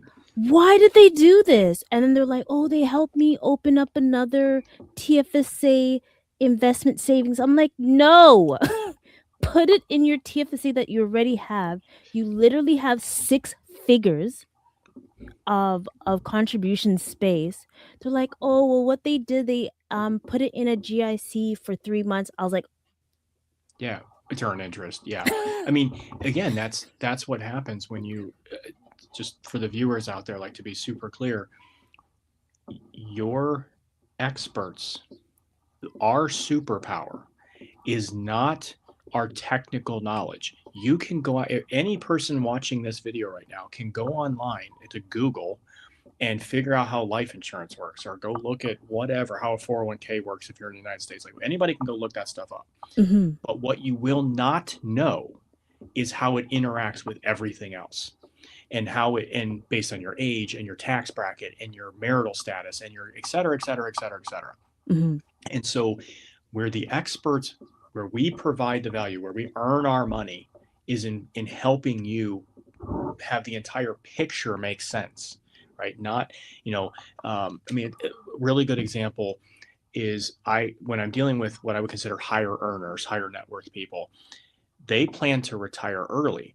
And I'm like, well, hold on a second. You say that, but you realize, at least in the United States, the far majority of your investment assets are in tax sheltered accounts, which here you cannot have until you're 59 and a half. Yes. So you say you're going to retire early, but how? Like, you're, well, I have $5 million. Yes, in an account you can't touch until you're 59 and a half. So we have to do something else, right? Mm-hmm. And there are different tools we can do to do that. But they're like, well, I understand how my 401k works. I'm like, yes, I get that you understand that, Mm-hmm. but you don't know how to get it out. You don't know Exactly. how to, like, Or pay a ton in taxes and penalties or whatever. Mm-hmm. And so just, when you, it's like looking up at WebMD and going, okay, I've figured out how this virus works. And the doctor's like, good Lord, that is not how it works. Like, you're going to kill yourself. Like, come talk to a doctor. And like, medicines interact with each other, right? Stop trying to self-diagnose. I mean, it's the same kind of thing. Go to an expert, but again, make sure they're an actual expert, Exactly. Not just this, hoopla. I've been a financial planner for 10 minutes because I got a life insurance license. Like, that is not a financial planner. I really think that individuals should really look at folks that are more this is my personal opinion. Anyone that's flat fee or yeah, I think that's the saying. Flat fee. Yeah, Yeah, fee based. Yeah. yeah. So they're actually looking out for your best interest, because if you go to someone like that stuck with a bank, like we have RBC, TD, Sure. BMO, those type of things, they are only going to cater to what they have in their package because that's what they have to do. They're captive. Yes, they're Yeah. captive agents, right? So I Yeah. Jason, when I said I was like, listen, I need you to go tomorrow and fix this Fix because you're this. going to get screwed next year. She's Yeah. like, really? I was like, yes, you're going to pay so much interest. And our interest income is treated the same way as earned income. Yeah. So it's like So, ours too. yeah. So it's So it's expensive. like, Yeah. I was flabbergasted. I was so Well, angry. you also, the other reason I like fee based or Mhm, flat fee, whatever you want to call it, mhm. is you know what you're paying for, and you know the Exactly. quality and the value you're getting for it. And many people I have found, like I've got people that are perfectly okay to pay us, pay $1,000 once a year for me to do a full review of everything they have, right? And Mhm. they're so kind of in the middle of the plan, they're doing really well. There's no change, like they're like, all right, I'll see you next year. It's like, okay, Yeah. cool, we got it all set up. So I'm okay with that. What I hate is the assets under management model, the AUM model, Yeah. because what I don't like about it is the lie. Well, okay, maybe a lie is strong. The very misleading Yep. thing that people say, well, I only make money when you make money, right? Mm. So and you're like, that's not, no, you don't, you freaking liar. Because if I have $1 million in my account, I'm the investor. I have $1 Yeah. million in my account. They're charging me 1%. So they're charging me $10,000 a year to manage my money, which is an outrageous amount anyways. But they're charging me that money. Next year, the money goes up to 1.1 million. Okay, cool. I made 100, you make 11,000 this year. So everybody's fine. We're all happy. But the next year it goes down to 900. You still charged me $9,000. I lost 200,000. Mhm. Right. So Mhm. that's the part that drives me insane. And so I'm not a fan of that nonsense. I Yeah. think as a client, you should just know what you're paying for and pay only for what you need. Yes. But understand that you also get what you pay for. If you go to a financial planner who charges you $50, they probably suck at their job, right? Like, That is so, true. I That is mean, true. just like anything else, like you wouldn't go to a doctor who charges, well, you guys don't get charged, but like we wouldn't go to a doctor that paid, $25 and go, whoa, you're a quack, right? Yeah. Like, so yeah, same kind of thing. Yeah. That definitely. So it's like even like doing taxes and stuff, I find that oh well, don't get me wrong, because I think you guys have H&R Block too, and We do. Yeah, blah, yeah. I'm not gonna butcher them today, I promise. I don't care. but but it's definitely like there's certain companies, reputable companies, that they're like, "Oh, I'm willing to pay the extra mile," and then when you actually learn that some of the people are not the best, but if you actually went to someone that went to school, is really cares about their clients and Yeah. wants to teach them, and hopefully they will listen. Not directing it to anyone. That's right. That's always right. Yeah. No one in but particular. Yeah. but like you definitely would like hope to see like they value the amount that you're charging, because regardless if it's H&R Block, Liberty Tax, or other folks, you do get get what you pay for. Yeah, and I mean, I will just as a plug for you, I don't do taxes, just so we're clear, so I have no vested interest in this. Yeah. But as a plug for you, what I will tell your viewers is the first priority in every single financial wealth building program is the budget. That's number one. Yes. Number two is avoiding taxes. It just is. You can be the best investor in the world. If you're going to give the government 40% of that money, you're going to get nowhere. Right. So, that is, so if you're going to, when I tell people to hire professionals, when I tell my clients, so just so everybody on this thing is clear, I have what I call a real job. I run a nonprofit organization, and then I have my teaching job. All of financial planning I do is for free. I don't charge anybody. I do all pro bono work. Okay. So when people need actual services like a will drawn up or something, I have to refer them to other experts because they're, lawyers or whatever. So what I tell people is I'll help you build the budget, and then the next phone call you're going to make is to a tax accountant. So if you want to have a real wealth plan, you need to talk to somebody who understands taxes. Even if that person, let me say, like for yourself, even if that person's only once a year going to file your taxes, you want an actual expert to do it so they can give you, not just file it and say, okay, you're legal, go home now. It's to say, no, kind of what you said. Hey, this was a bad investment for you. You should consider changing this so you save taxes next year. Right? Like that kind of advice H&R Block would literally never give because it's not what they're designed to do. Right. I mean, it's not even a criticism of them. They're designed to file what we call 1040s, which is the just standard platform, normal taxation thing, and just do 1,000 of them a day. Yeah. Right? That's all they're scheduled. They're not designed to be like counselors or advisors. So if you really want to build a wealth plan and save money over time, you need a professional who can look at it, not just file it legally, but look at it and go, this is a bad idea. You need to move the money here or do this or, get married, or whatever the case is.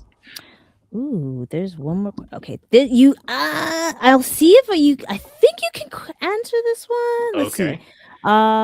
Which is a better strategy to maximize your TFSA contribution room, which is Roth IRA, or contribute to spousal RSP instead? Which is first question for you. Do you, I think you guys do, have spousal 401k? So no, we do not have, we have spousal IRAs. Okay. We don't have spousal 401ks. 401k is only eligible through an employer, and it's your own employer. You can't do your spouse. Yes. Okay. So yes, but we do have spousal IRAs.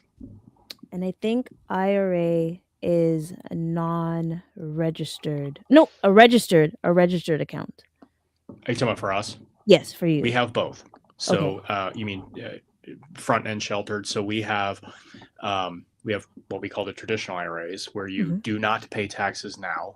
Yes. You don't pay it while it's in there. You do pay it when you retire. Okay. And then we have the Roth, which is where you do pay taxes now. You don't pay it while it's in there, and you don't pay it when you take it out. Correct. Okay. Yeah, so we have both of those, and you can spousal either one. Okay. So I think they're talking about the spousal IRA. Okay. How does that? Is it better to do that, or better strategy to do the Roth IRA? Okay. So, yeah, I can speak to. I'll clarify this and answer this question from the American perspective, and then hopefully either you or your listeners can just translate it to the proper accounts. So, so again, for the listeners, our 401ks here, there is a Roth option, but it's very rare. Most companies don't have it. So for most people here, when we talk about a 401k in the United States, we mean no taxes today, no taxes while it grows, taxes when you retire. Okay. So it's the same as our traditional IRA.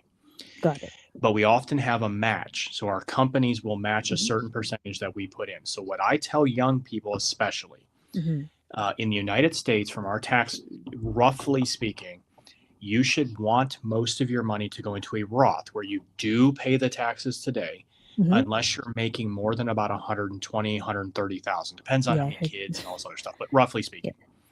So what I tell people to do systematically, the best approach to building it is to say, I'm going to put enough into my 401k that the company will match. I'm going to take their free money, whatever money they're willing to match. I'm going to take the free money.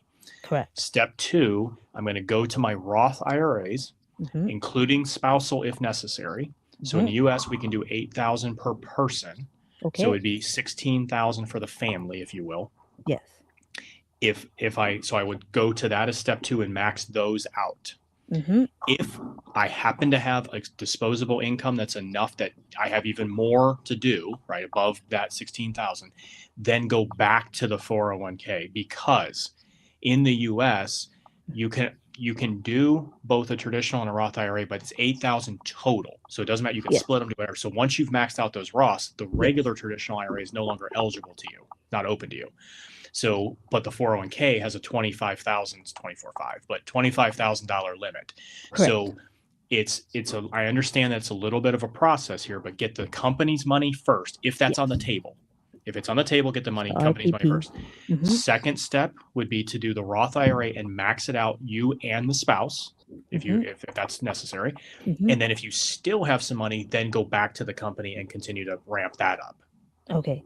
So for translation, folks, for us Canadians. Right, exactly, yes. So first, see if your employer has the RPP, the pension matching. Yes. Since you said Roth IRA, which is the tax-free aspect, that's our TFSA. Go into that and then your RSPs. But I think with these, so we don't have spousal TFSA. We do have the spousal RSP. So it's always good to look at your CRA account. Always look at your CRA account and see how much space you have, the primary person, and then how much your spouse has. Because then you'll be able to use that. And I've seen that happen. I've seen like high earned individuals as well work with that. The only thing you'd have to double check with the spousal RSP is whether you have to actually open up a spousal RSP, which is most likely you do. So those are the type of tax strategies or tax planning that you definitely have to do. And if you want to book me for a consultation, by all means, email me. Right. Yeah. Yeah. I think it's important for people to understand that there is this, it'll be the same for you. And again, I don't know your systems as well, but there's always this trip point where you're earning as a family. Let's just use a couple as an example. You're earning a certain amount of money that paying taxes now is beneficial. Yes. And then there's you do reach a point, there's a tipping point at which you say, no, I actually would prefer to not pay taxes now because I'm in such a high bracket. But that's hard to judge. There's no number we can give your viewers that's just this is the line in the sand, because it's going to depend on a lot of different factors. Their deductions, how many kids they have, et cetera, et cetera. So again, in the United States, it's roughly 130,000, give or take, is where we would kind of start to have that conversation. I know. I actually heard that like with my friends like from the States, and I was like, wait, so you're telling me regarding your income, you can't use the Roth IRA? That's we tap out. Yes, correct. Yeah, we have income limits. Yes, that's kind of wild because, well, I guess we have OHIP. We don't have to pay for medical like you guys. Right. Yes, exactly. We're awesome down here. You just relax. We're awesome. What are you talking about? We're running around starting wars like we have business doing this. We don't know what we're doing. You should never listen to the Americans. Right. Trying to take all collect Pokemons and stuff of We're just collecting dictators from around the world. Yeah, it's collecting cards. Yeah, we're idiots. Don't listen to us. Oh my gosh! But our TFSAs, we actually don't have like a cap, which is I think beneficial. But do you want to know the joke? I kid you not. I will say at least 20 to 30% of folks have actually maximized on that TFSA. And we don't have. Is different.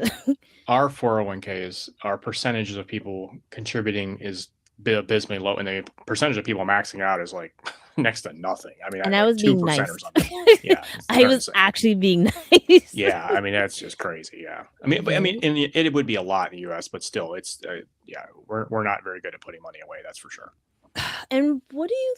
Well, and I guess that's the same concept as the. Sorry, my phone's doing something screwy. No worries. Sorry, go ahead. I think the same concept would be with the reason why they don't put into their 401k. What is the reason of folks not saving for a rainy day? So I think you have this issue. Humans in general, we struggle. The technical term, I don't want to get too sciencey here, but the technical term is called hyperbolic discounting.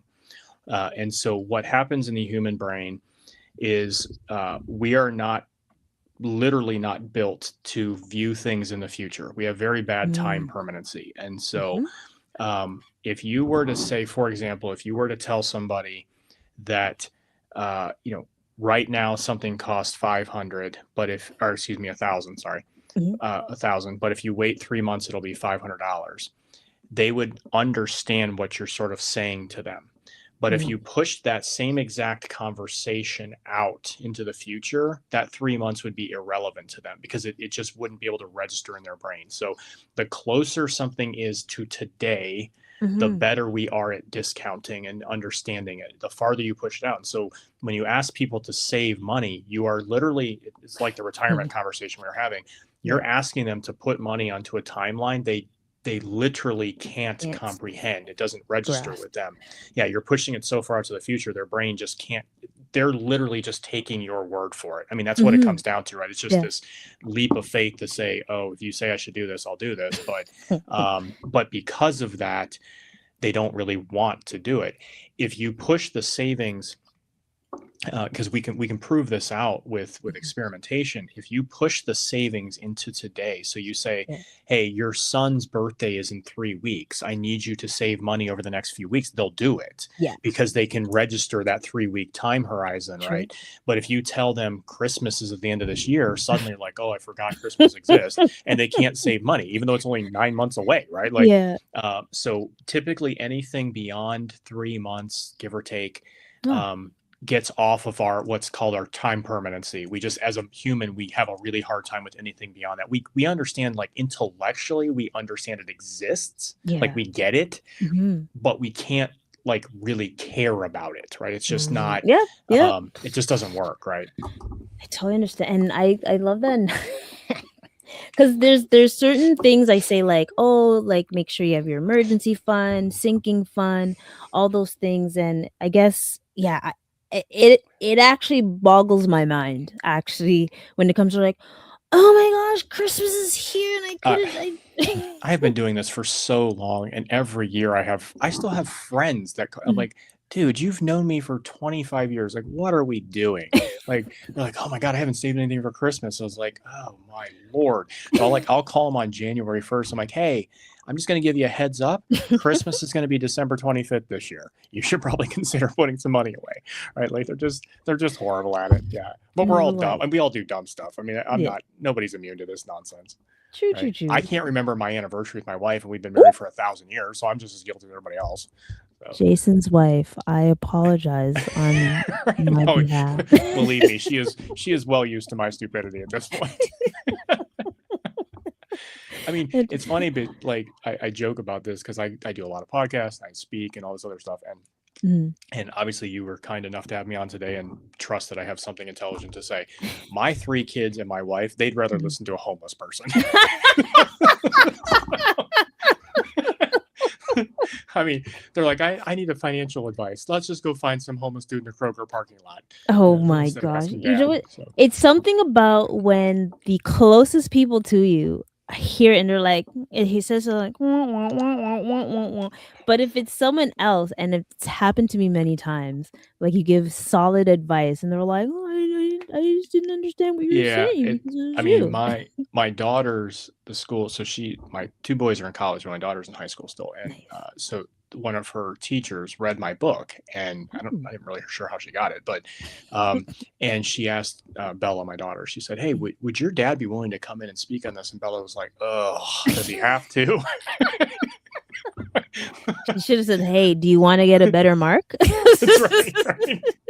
Do you want a better mark? So she said, oh yeah, I guess you're going to talk to Mrs. Lewis' class. And I was like, yeah. And she goes, I think I'm going to go to study hall. I was like, okay. It's like, I've heard it many times. Right. That's the problem. They hear it all the time. So. Like, it's like, this is, she can like word to word be able to know what you're going to say, right? Yeah. Well, my wife, for my podcast, she says, I turn it on at work and I mute it just to give you the views. I was like, but you know what? I respect her for that, because at least give you the views. Hey, helping the algorithm. Yeah. To all my friends out there, That's right. Just let it put be her on mute. known. You'll be fine. Yeah. Right? That's great. Man, honestly, it doesn't even feel like we've been talking for almost 2 hours I because know. I I'm was like, looking at the time up there. It's like, holy crap, 148 minutes. and Or I'm I mean, like, hour and 48 minutes. I don't care because like I'm having such a great time with you. But I know, there's your wife or kids are probably like, Oh, I don't know what they're doing. They're definitely not. They're not paying attention to me. I promise you that. No. Well, here's what I'll offer. "Mhm, I mean, this has been great. I think you have. It's super fun to do it live. I like having. I've never been on one where we've had live call-ins. That's really cool. really Questions come. That's new to me. So this is fun. nice." Yeah, I've had a great time. I mean, I'm happy to answer any other questions today, but I'll also throw out the offer. Like, I'm happy to come back anytime you want me to. If you have, or if your viewers send in questions and you say, Yes, hey, I'll send that to Jason for feedback or whatever. I'm happy to ladies do and it because gentlemen. this kind of stuff is fun. Yeah. Right? Yeah. If you Ladies have and gentlemen, questions, I do. You have like 5-10 minutes to say a question. If you don't have a question, tough luck. But no, like I yeah. definitely like. Ooh, Jason, what's the name of your book?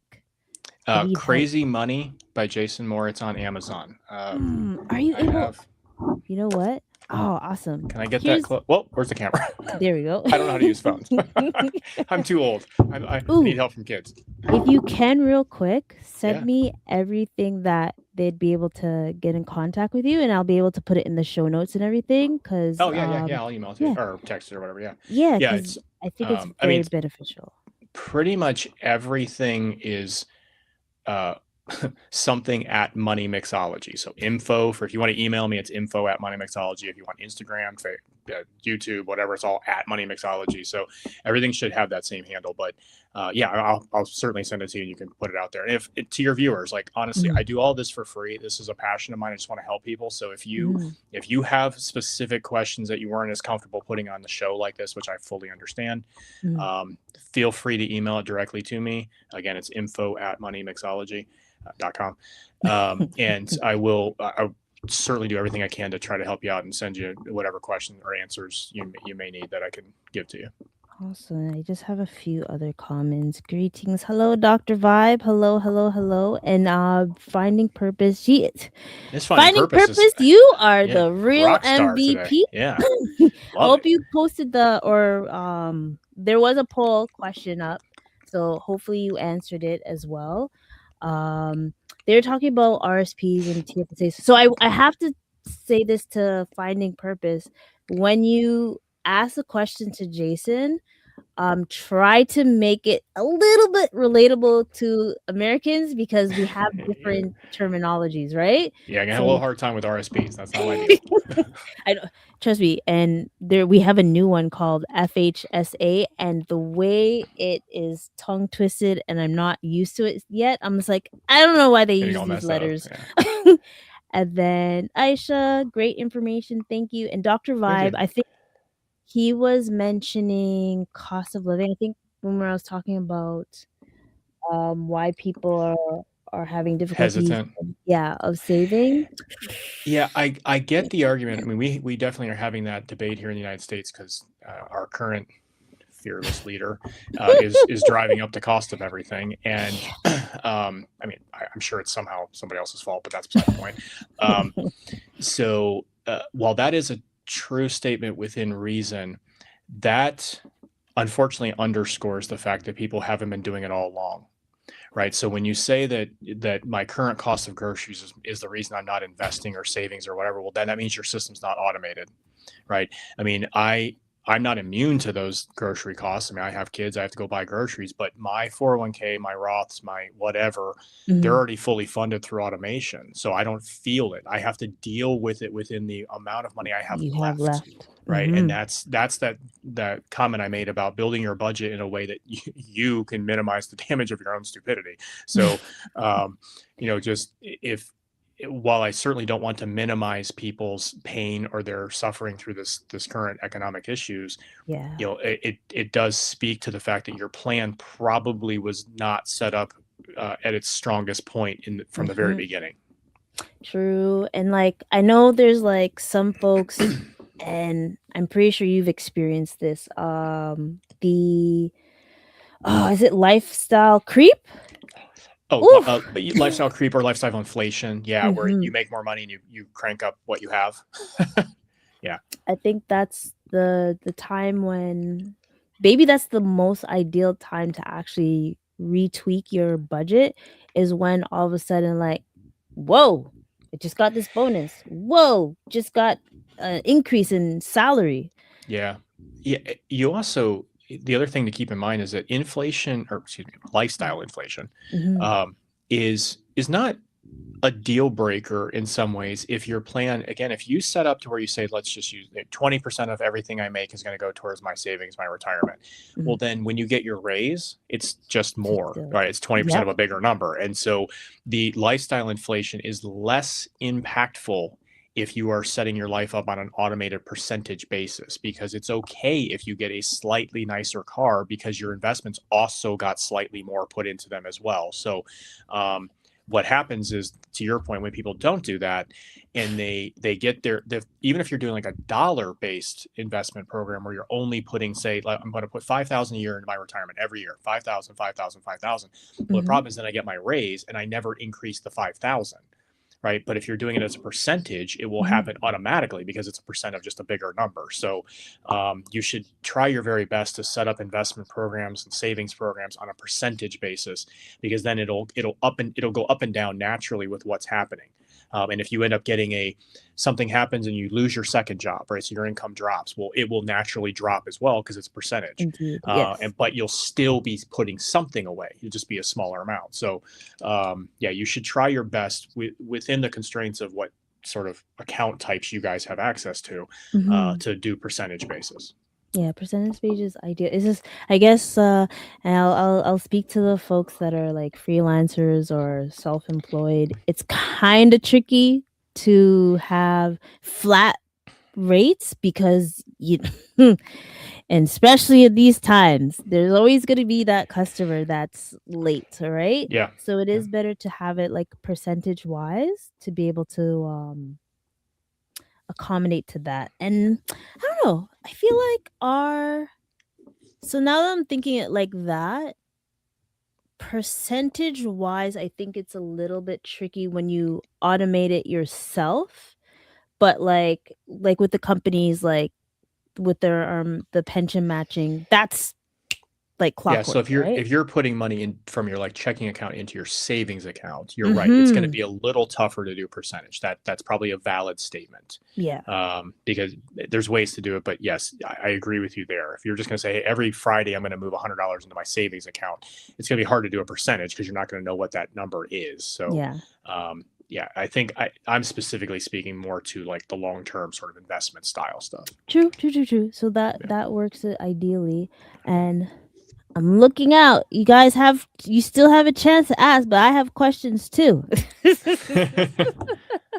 Um, I actually have a question I usually ask each and every guest. What are three things you wish you knew about money earlier in your journey? I know you have 20 decades. No, whoa, not 20 Oh, decades. Sorry, 2 20, decades. yeah. Sorry. I mean, not yet. Yeah, my kids think I do, but yeah. Um, 2 decades in this game. yeah, More than. so I Mhm, mean, in terms of my financial journey, right? If you want to say 18, I've mhm, got, I've got 30 years, but um, I think one thing I learned, I didn't learn till probably 10, almost 30 years old, so 10 years into my journey, that I wish I would have known, or I knew it, but I wish I would have understood it better. It was that my parents, for example, are very, very frugal. They are what mhm. I call all defense players, right? Mm, My dad made a good living. He certainly had a nice job and made, decent money, but they built their wealth by being frugal. They played all defense. And I tried that for the first 10 years and I was terrible at it. And so I started to really understand when I reached about 30 years old that I was better at offense. And okay. I would have a better future and a better way to build my own life if I was willing to go the way that was best for me. And for me, not that I certainly don't want to be wasting money and do none of that nonsense, but I don't want to be hyper frugal. I don't want to clip coupons, that kind of stuff. I just want to go, I'll just go make more money. I'll be good at offense. And so I got a lot Mhm. of degrees and I got jobs that pay well, so that I can have nice things, not have to play quite as much defense, but still be able to put money away. So my point to the listeners is there's multiple ways to reach the final journey. You have to do it in the way that fits you best, Mhm. and Mhm. understand that there are different paths to that final result. So that was one of them. Um, I also think that I really, really wish I would have taken time to understand my own triggers when I was younger, right? As an immature male, Mm. which we don't mature till we're like 60 or whatever, but uh, so at some point I'll get there. But Oh, joy. but I think that at 20 years old, I would have been far better off if I had understood when these things happen, I have a tendency to make bad decisions, whatever Mhm. those things are. And if I would have understood those earlier, if I'd have taken the time to think through them, and that's what I would encourage your listeners to do. If I would have taken a step back and really done some self evaluation, I would have avoided a lot of bad decisions along the way because I would have just not put myself in those situations, right? I would have known the trigger was happening and been able to manage my way around it. Mhm. Um, and then I think the final piece, the number three thing would be that I, unfortunately, like many people, viewed money as the ultimate goal, right? If I just had more money, I'd be happy, Mhm. and did not understand that that's never ever true. It just doesn't work that way, and it's not. Mhm. I'm not saying. I'm not even trying to say this in some sort of spiritual, humble, like, be nice to the world kind of thing. That's not what I mean at all. I mean, very literally, from a psychological perspective, money cannot make you happy. The things money buys and the experiences you can have with money are what make you happy. And so if you can recognize that and put money in its proper place, it's just a hammer. So Yeah. sometimes I have to pick up the hammer and use it, other times I don't. And so if you can do that, then you'll have a much better perspective on where you're trying to go with the money. Like, because there's going to be things that make me happy in my life that don't cost money, Yeah. and so, um, but there are times that to be happy, I need money, right? Like if I want to rent a jet ski, I need money, right? Like, or whatever. Exactly. And so, I just think I wish I would have had a better perspective on the role that money genuinely plays in making you happy. It's not the money that makes you happy, it's the stuff it can bring to your life Mhm. if you do it properly. But when you start to make money the goal, you're going to have a really hard time because humans are not it's not something we can believe in. It's something we can drive towards. If Mhm. you tell me that next year I get to go on a vacation to Europe, that's something I actually want. I can drive towards. It will take money to do that. And Yes. so I will go out and do everything in my power to earn the money, but for the purpose of going to Europe, not because I want $1,000. That's such a random, like, that's not even a real thing, right? And Mm. so trying to help people understand that to focus their life around the experiences and the things that they want, the money will Mhm. be the tool that helps you get there. Mhm. Jason, that I don't think I've ever heard anyone discuss about that, like, to be obviously, because you're a psychologist of money and stuff, right? A little differently, yeah. Financial therapist. Um, it's the fact that you said understanding your money triggers, and I think for I'm in I'm in awe with you even saying that, and I'm hopefully there's someone that's listening to this and is able to be like, "Dang, I really wish I understood my money triggers when I was younger as well," because obviously there are decisions that we've made, myself included, Or none of us are immune.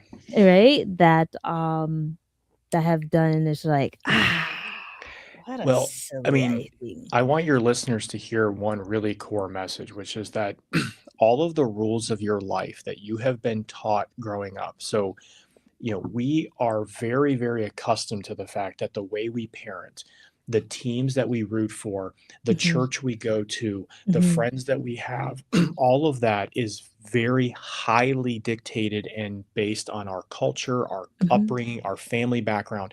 Money does not get to play by its own set of rules. Mhm. Money is just as subject to all of those things as everything else is, right? And Yes. so, if you because of that, like it would be very, very normal for somebody to say, hey, I have learned the triggers. Like I'm in a relationship, and if the Mhm. other person does this, Mhm. I know that I'm going to react. I'm going to be triggered by Mhm. that event.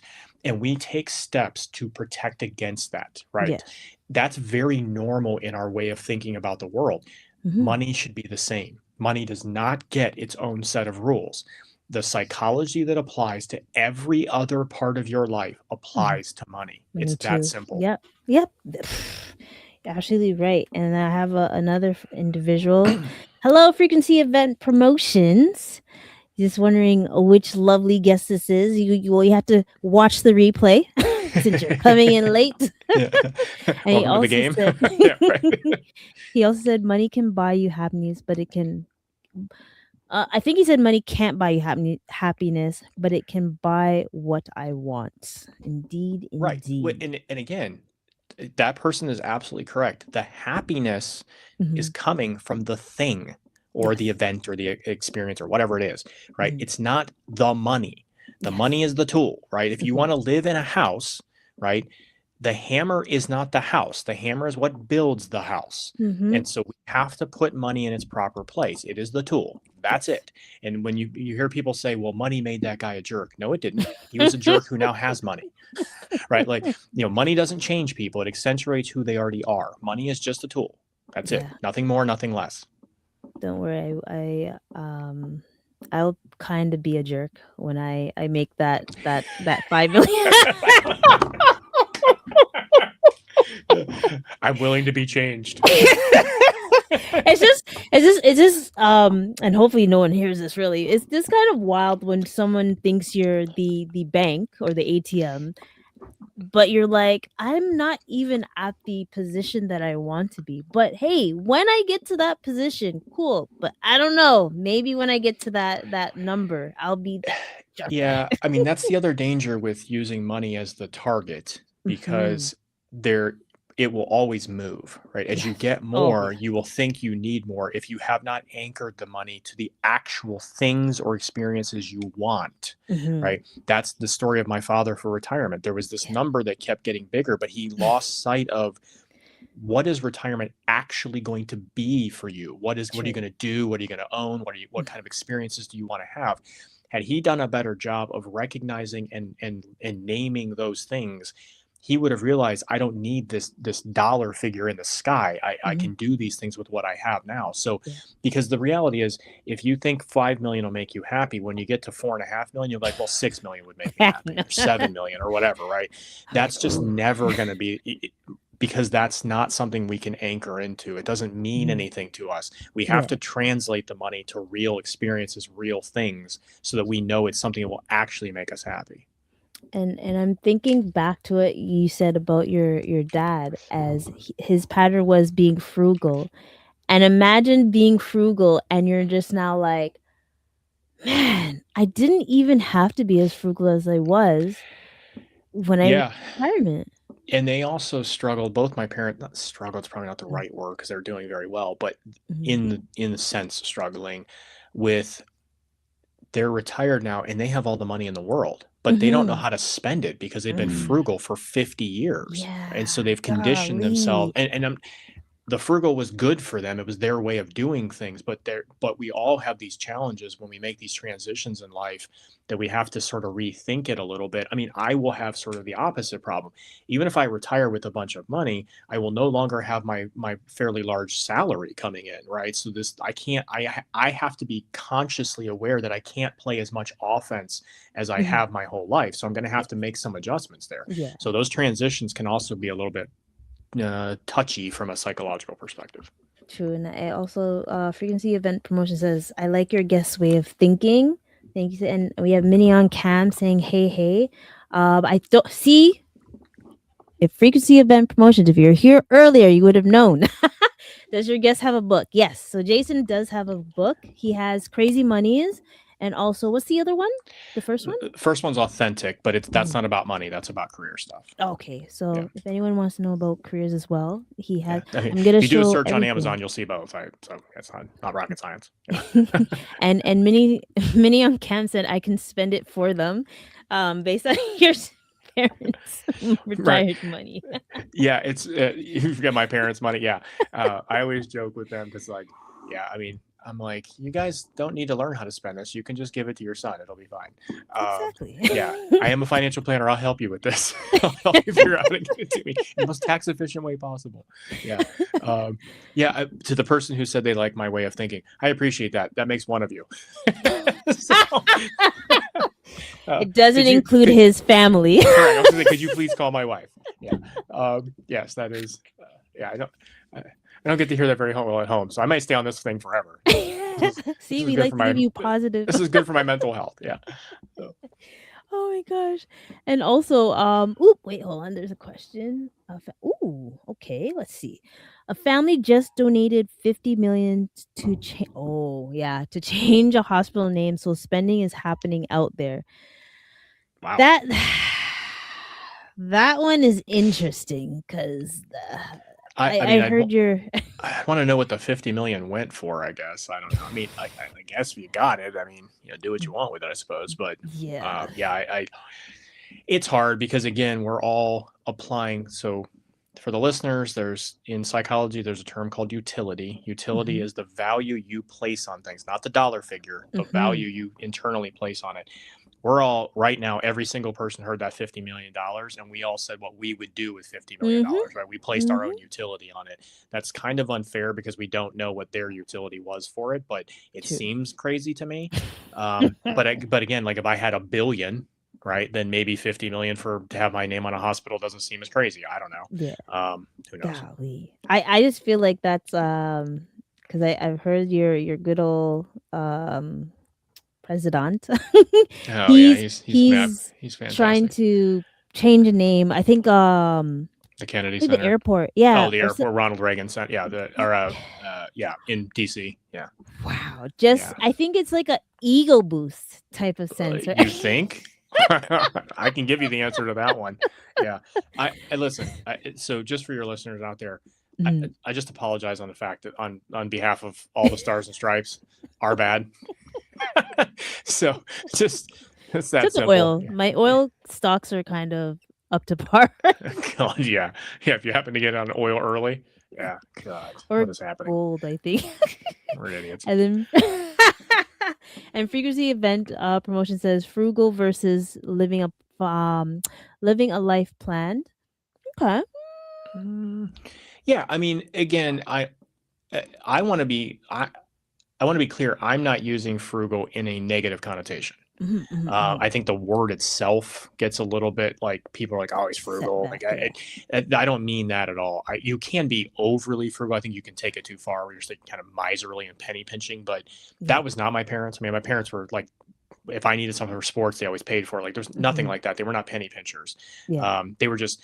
I think this person probably said it well. This was their life plan. They had a way of that they wanted to approach building wealth, and it was being very, very cautious with their spending, far more than I would normally be myself. And so, but what's interesting is my brother and sister took after my parents. They are more on the frugal side, and there's always one of them. Yeah, I'm in almost every way. Yeah, somehow I'm the outcast, but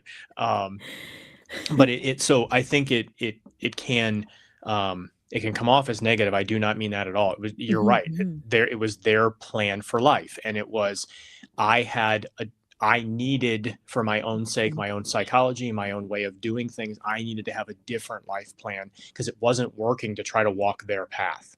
And I think that was a really important piece. And I think it's important for young people to understand. I mean, if my 3 children, if one or all of them took the frugal path, I'd be okay with that. As long as it was their path, right? They don't have to. And I have 2 sons that are both 18, and one of them is much more frugal and doesn't really want to. I don't want to say he doesn't want to work as hard. That seems a little unfair to him, but he's not the like hard driving, just I'm going to go get it all the time kind of thing. So he'll have to be a little more frugal. My other son is absolutely a working machine. I mean, he makes a lot of money. He works all the time because he wants to be a spender. He wants to be able to buy things. I'm like, okay, well then the trade-off is you have to work a lot. And offense. play offense. And so, the guest or the person in the chat is absolutely right. It is your life plan. That's the key, is it has to be what you're comfortable with and what you can stick with over time. Yeah. And just, I guess the only thing is just make sure you don't burn out.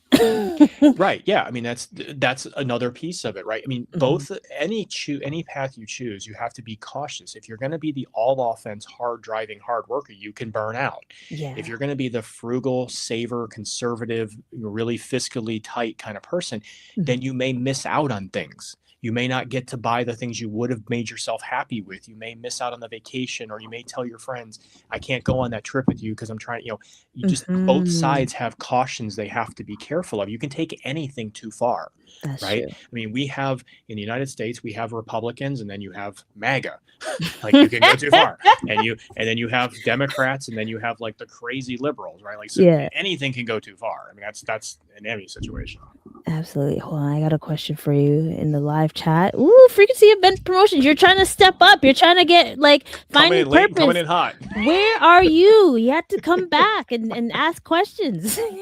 He asked, what would you like for money not to do for you? Define your self-worth. So if you, I'm going to grossly self-promote here. If you watch my podcast that will be coming out this Wednesday, I record on Mondays or Tuesdays and launch on Wednesday mornings. The episode this week is on what's called the provider bias. So it is a tendency of high achievers to view their net worth as their self-worth. To believe that the only value I provide to my family, to the world, to the people around me is my income, is what I can do. And so you never want money to define who you are as a person. And I openly acknowledge, and you will see this on the episode, this is the strongest bias that I suffer from, Jason. I have spent most of my life viewing my value to my family, my value to the people around me as what I can give them, what I'm able to provide from an income perspective, from the lifestyle I can give them. And that is of no doing of their own. They do not view it that way. They will openly say, no, I just want my dad or whatever. But it is something I struggle with, and males have historically struggled with it far worse, but females are beginning to catch up in the research because now you're part of the workforce, right? So as a bigger and bigger bulk of females join the high income workforce, it's natural that this bias is going to begin to seep its way in. And so I would caution the males, it's already very strong in our psychology, and I would caution the females that you have to prevent it from becoming part of yours. But that's one of the things money can be. It's not that the money's not bad. It's just you as a human are worth everything without any money. You have innate worth. You don't need the money to define that. I totally agree with you, and I'm definitely gonna check out that, because I do see that, like, in Instagram and social media and all that stuff, they do mention that, like, oh, if it wasn't for like my money, I wouldn't be valuable. Like, I have to be this 6-figure person, or no one's ever gonna love me. I do feel like that's sad, or even like the ladies that are like seeing how they are portrayed or viewed when it comes to how much money they're making, or or the breadwinner and stuff, and they have to keep this facade and stuff. Like, my heart goes out to everyone. Like, you are more than your salary. You are enough as you are. Correct. Yeah, exactly. Right. So I like that. Hold on, there's a comment or two. Okay, so Mini on Cam. Yes, the different path. I'm on a disability working towards financial independence. So many outsiders don't know the struggles or the mindset shift that happens. She'd be a great person to contact as well for her podcast. She has a podcast as well. We actually have the same name, but mine's with a K, hers with a C. Okay. But I have to say it like this so we don't get confused. Right? Yeah. And then 2 of 2, poverty by policy designed to jump to freedom is a roller coaster while managing health challenges. Sure. And like, It's nothing compared to you guys, obviously, because like if you're sick in the States, You're bankrupt. Yeah. like the amount of times that I've heard like the funding or not funding, the cost of certain things, I'm like, Yeah, like 89% of bankruptcies in the United States are medical based. golly. They cause almost 90% of our bankruptcies are medical bills. Yeah, it's ludicrous. Yes. So I understand why people do OnlyFans. Right. Yeah. Yeah. Right. And I have the also face for radio, so I can't do it. But yeah. and she also said people with disability learn very quickly money is not defining thing for worth. True. She also said It's a positive way to look at it. Because when you become disabled, you're pushed out of the hamster wheel. Yeah, that's sad. I wish that wasn't the case for you. Yeah. But I would say I applaud your healthy approach that, it's one of the things the rest of us could probably learn, that, you have innate value. The money doesn't define you. That's, yeah, I like her perspective on that. Or his, I'm sorry. I don't know if it's male or female. Her. Oh, her. Okay.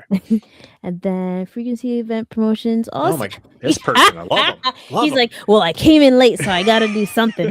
Make up time, man. Add value. Like a student show up 10 minutes before class is over. And those are the ones that actually still get like 80%. Yeah, the test. You're like, oh yeah, what's happening? When you spend money, what is one word that would best describe your spending? Ooh, look at you. Okay, Chris. All right.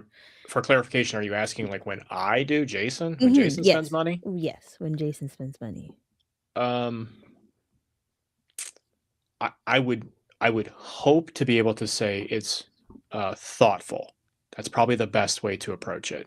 I would not say it's intelligent because I do lots of dumb things, but I have conditioned myself to be mindful of my purchasing.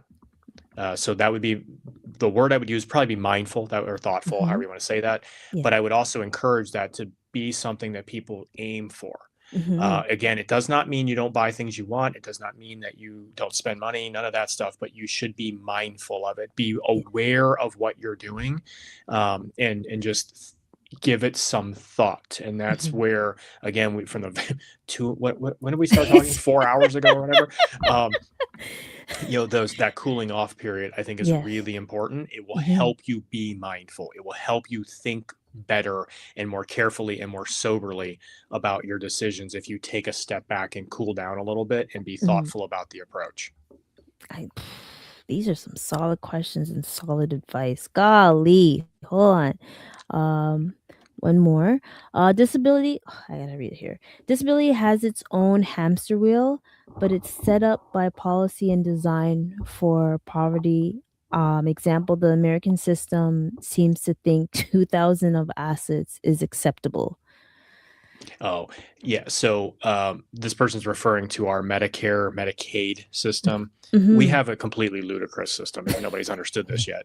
And so what happens is you can't get you get none or reduced assistance from the government if you have over a certain amount of assets. This person's referring to specifically a Medicaid restriction. If you have so many assets, you can't get disability coverage, disability assistance, which is insane, because then if that disabled person goes and gets a job and is building up wealth like the rest of us, then they get punished, which is stupid. And so Camille, I think, I'm sorry, the screen is for everybody who's watching this, I apologize. I'm on a phone and it's like 9,000 feet away from me, so I can't see it. But so you are absolutely correct. There is a structural problem with our system. It's the same exact thing that happens for our retirees. If you want to go on to our long-term care program, like in like a nursing home or whatever, you have to just liquidate everything you've ever owned in your whole life. So you spend 50 years building up all these assets, and then you have to just basically nuke them before the government will help you get into a long-term care facility. So we do have this person is absolutely correct. We have structural deficiencies that are just stupid, that they harm people because we're all idiots down here. So, but don't worry. Don't worry, to help you out. Will fix it. Trump will fix it. Don't worry about it. Yeah, he'll fix it. I'll be, don't worry, in here, like in Canada, it's kind of the same concept with the long-term care. Like I just got an understanding because like what I had another story, because I have like tons of stories because I've been like doing 20 taxes each day, right? Like there was one couple, not couple, the daughter and the dad came and they're like, yeah, so my parents separated, got divorced. And I'm here like, is everything okay? Like he's like 80. Why did you guys decide to They did it for split? the finance. They did it for the Yep. finance, and I Yep. was so confused. At first I was like, Oh, we have tons of people here who don't get married because they'll lose a pension, right? Like, so you have a widow who, if yeah, she remarries, she'll lose the pension. So they yep. just, live in sin, or whatever you want to call it. It's such a stupid term, but yeah. So I mean, like, that stuff happens all the time. That's just where, again, policy fails us, because it's just, those are ridiculous. Yeah, But yeah. it is outrageous. Like I was, the way that they were talking and the daughter was sounding so like, yeah, so I'm just doing her taxes and the dad's here. And I'm like, are you sure you want me to do the taxes together? Because they might have bad blood. And they're like, no, we're Oh no, they love each other. You're like, what? Yeah, it's just insane. Yeah. it's just anything to like be able to survive, right? And Christopher said, last question for Jason. Are you sure? Are you Okay. sure? Oh, see, so he says, what when it's said and done, what should money have done for a person's life? Oh, I think it would be the same thing. It should have left the impact on the world you wanted it to. So it is one of the most, I mean, not one of, it is the most important thing money can do in your life, is to make the world better around you in whatever way you believe it should. And so if that is helping your church, great. If that is helping your kids go to the best college in the world that they can get into, that's great too. Like, I don't care as a financial planner. What I care about is that the money became the tool you wanted it to be. And so I'm a really, really big legacy person. I think that, we're all going to pass away and mean nothing in 10 years. And what will last is the difference we make while we're here. And so whatever way that happens to be. And so I think you want to use the money in a positive way to make a difference for those around you. Wow, nice. And Jason, you're gonna feel nice again. Minnie on Cam says, lovely. I like him. He understands both sides of the wealth ladder. You are just getting praise left, right, and thank center you. here. This place is great. I'm never leaving. Oh, by the way, just quick side note to everybody that's out there and you. I am recording this on my phone, and my oh, it's about to. That you Got see it. goes, Got it. well, I have no idea. So if I just disappear, it's not because I don't like all of you. It's because my iPhone decided enough is enough. So I can't see my battery. So I have no idea. I am living on the edge here. We like living on the edge a little. That's why I had to plug my laptop in before. I was like, ooh, I can't take that time. No, I've told your listeners, I'm an idiot. I drove all the way over here. I live about 20 minutes from the campus. So I'm in my office at the university. I drove over here to record this because this is where all my setup is. Forgot my computer and my key to my office. So I had to like break in from the side. So like I'm completely just squatting in my own office right now. This is insane. So I apologize. I could just die out at some point. I don't know what's gonna happen, but we're good right now. So. Oh man, awesome. And one of my last questions. So just before you kaput and watch it happen, because the universe is great. Yeah. what's next on your agenda other than the podcast? And I'm definitely gonna you have a new subscriber. Oh, awesome. And what's like the next projects that you're doing at the moment? Yeah, so it's actually kind of goofy you asked me that on Given Today. So just a couple days ago, I got suckered into buying a gym, and so just because but this goes back to the question about what you do with money. The gym is actually literally called Legacy, which is kind of funny, but touché. I've been there for like 16 years, and it was going to close, and it desperately wanted my local small town community to still have the gym. And so I Nice. bought it, and we're going to invest in it. And I'll never make any money off it. I just want it to be good for the people around me, for my community. Mhm. And so that's literally what I was doing today, was cleaning toilets and showers, Wow. which is definitely what I woke up wanting to do today. And so, so that's going on. And then I'm actually completely randomly, Mhm. my real job, I oversee school districts in Ohio. So I have Okay. 60 some schools that we oversee. Mhm. And the Department of Education, when Ohio brought in financial literacy to the high schools Nice. in Ohio, Yes. which we have now as a requirement, which is good. I Woohoo! was the person they brought in to sort of be the technical Facilitate. guidance on that kind of stuff. Yeah, the expert Nice. or whatever, which that's use that term loosely with me. But and so they're wanting to develop a standardized curriculum for that. So I'm going to be going Mm, back to the state house and doing some work, it's trying to nice. help kind of flesh that out a little bit and figure out what should these young people be learning. So I'll be involved in some of that stuff on the education side. And then Mhm. my daughter is begging me to do a third book, but I think she's insane. Mhm. So I might, I'll be like, it's your turn to do one. Exactly. So I actually thought about trying to co-write one with her, but I don't know what it would be. Do I would it. let her do Do the it. writing because she's really good. But Yeah, yeah, so something just kind of keeping the adventures going and that kind of stuff. that's And then amazing. Mm. hopefully being back on your show at Heck some yeah, point in the because future. Yeah, a lot of this is these fun. folks is definitely fun. Like honestly, I'm glad that I was able to like cater to the Americans, Canadians, and anyone else in the Yeah, world. I'll go brush Um, up on RSP yeah. stuff so I can answer the questions next time. I'll Yeah, definitely give you a little tutorial on that because I'm so glad that you like messaged me.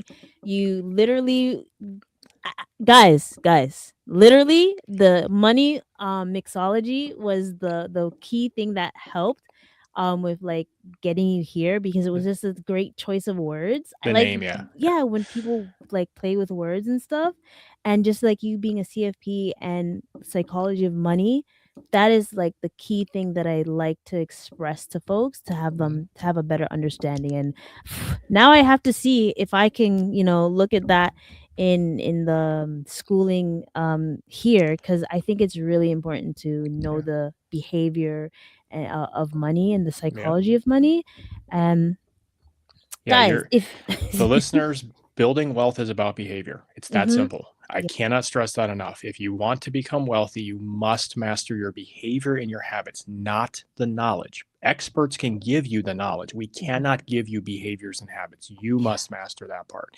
Also, I'll just throw this out there. mhm, Given what's going on down here south of the border, yeah. I might be Canadian by the time we have the next phone call. So Oh yeah, I heard about that. One of my friends were like, "Oh, we're cousins." I was like, "What the heck are you talking about?" Like, "Oh, we yeah, could get dual I'll citizenship." just I'm like, move to Canada. So if one of your listeners, I mean, if they liked what I had to say, maybe they could give me a room to live in because I'm gonna see.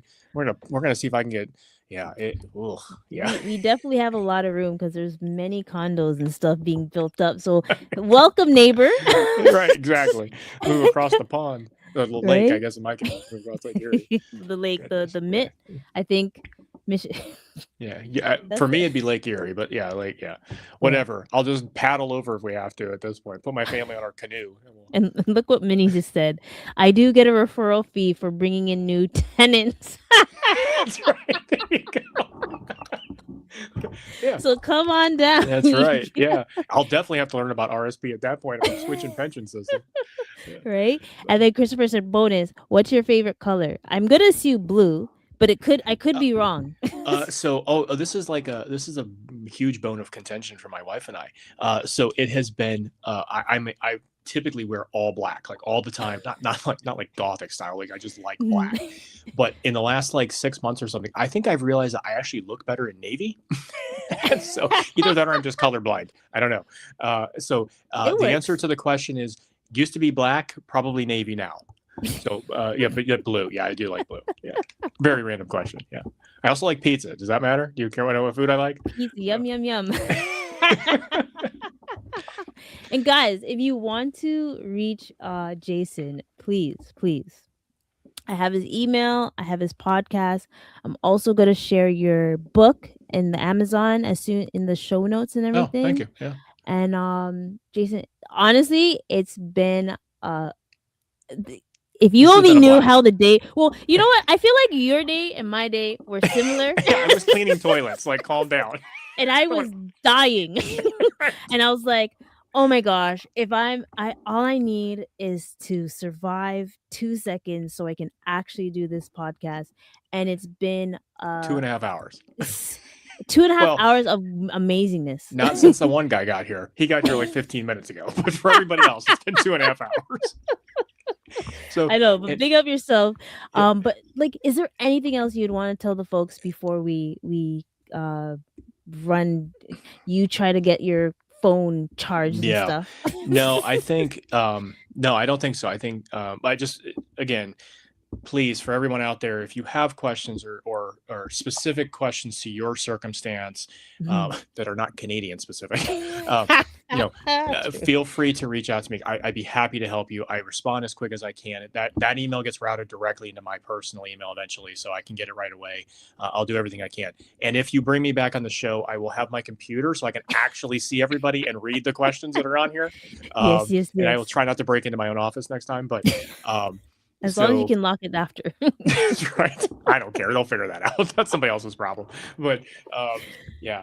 So no, I sincerely appreciate you having me on. This has been a blast. Yeah, it's been super fun. This is pretty casual and fun, and I hope people learn some stuff. Yeah.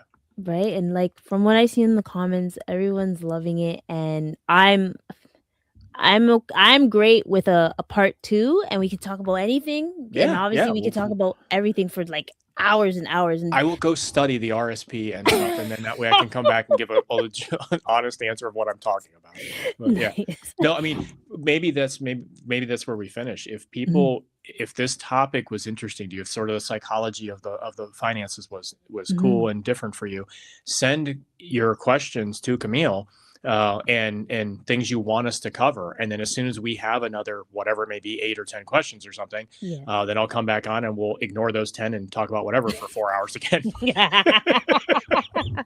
Absolutely. Like honestly, I think it's funny, like a person like myself loves to talk about personal finance. Yeah. It's like personal finance and investing. Once I hear someone say, "Oh yeah," I'm like, really? Do you? Yeah. What? It's like sports for some people. Well, and I'll bring my wife on, and she'll bring the entire mood down. She'll be like, my wife is amazing, but all she ever wants to talk about is true crime. So she's like, "Oh my God, finance is so boring. Why does anybody listen to you?" I was like, "I have no idea." Well, you're like, true crimes. Are you trying to kill me in my sleep? Everybody out there, yes, use this podcast as evidence. If I come up dead, she did it. But you will never figure out how. Just don't even bother. It'll be the most well played out thing ever. So and I don't know what you guys call it. Golly, that's the only one I don't know what you guys call it. So we have our RDSP, which is Registered Disability Savings Plan. No. We call that fend for yourself. We don't. we do not care about people down here. Oh my God. No. That's what? No. Like, would this help anyone who doesn't look exactly like this human right here looks? And we don't care, and we're not interested. So, yeah, no. So apparently, you guys have the Able account. We do have the Able accounts. Yeah, I mean, that's a correct statement. Yeah, I mean, you can't. Sure, fine. You want to use the Able accounts. We're not super interested. I mean, candidly, I would say, I'm not trying to be funny here.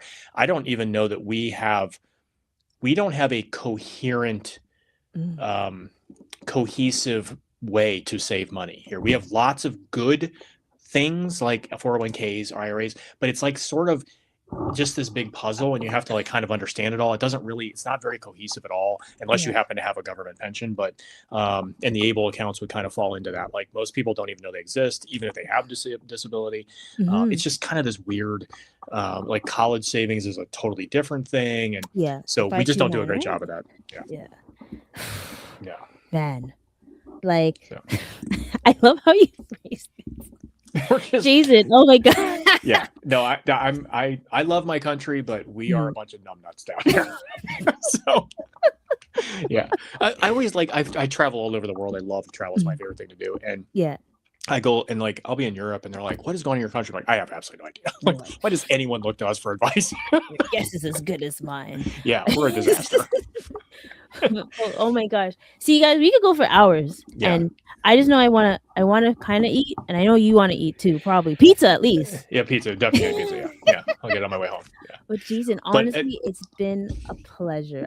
This has been so fun. Yes, I appreciate you having me on, and I look forward to our next adventure, our next rodeo. Absolutely. Yeah. So and send questions in to me or to Camille, either one, and then we'll tackle it in due time. Absolutely, guys. Make sure you like, comment, and send us the questions, and then subscribe. Wow. Subscribe. See, it's because I'm usually by myself that it will work. Where it is. Let's do this. Yeah. It will work either way, guys. It's like, do you remember the movie Aladdin, the original Disney one? Yep. Exits here, anywhere. But honestly, for a gentleman that is honestly, I was like, man, his voice is so nice.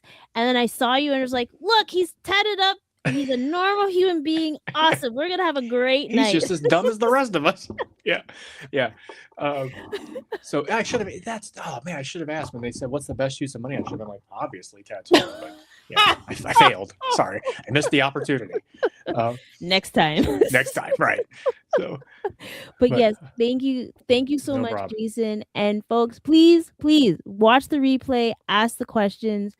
This topics, like, these are the topics that I love to talk about, and because it's Financial Literacy Month in the States, I'm glad that we were able to talk about it. Yes, thank you so much. So we will see all of you later. Awesome. All right, guys. Peace out.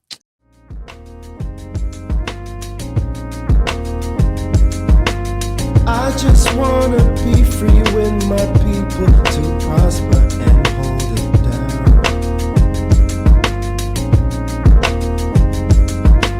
Don't you sit and wait, contemplating on a revolution. The time is now. I just wanna be free.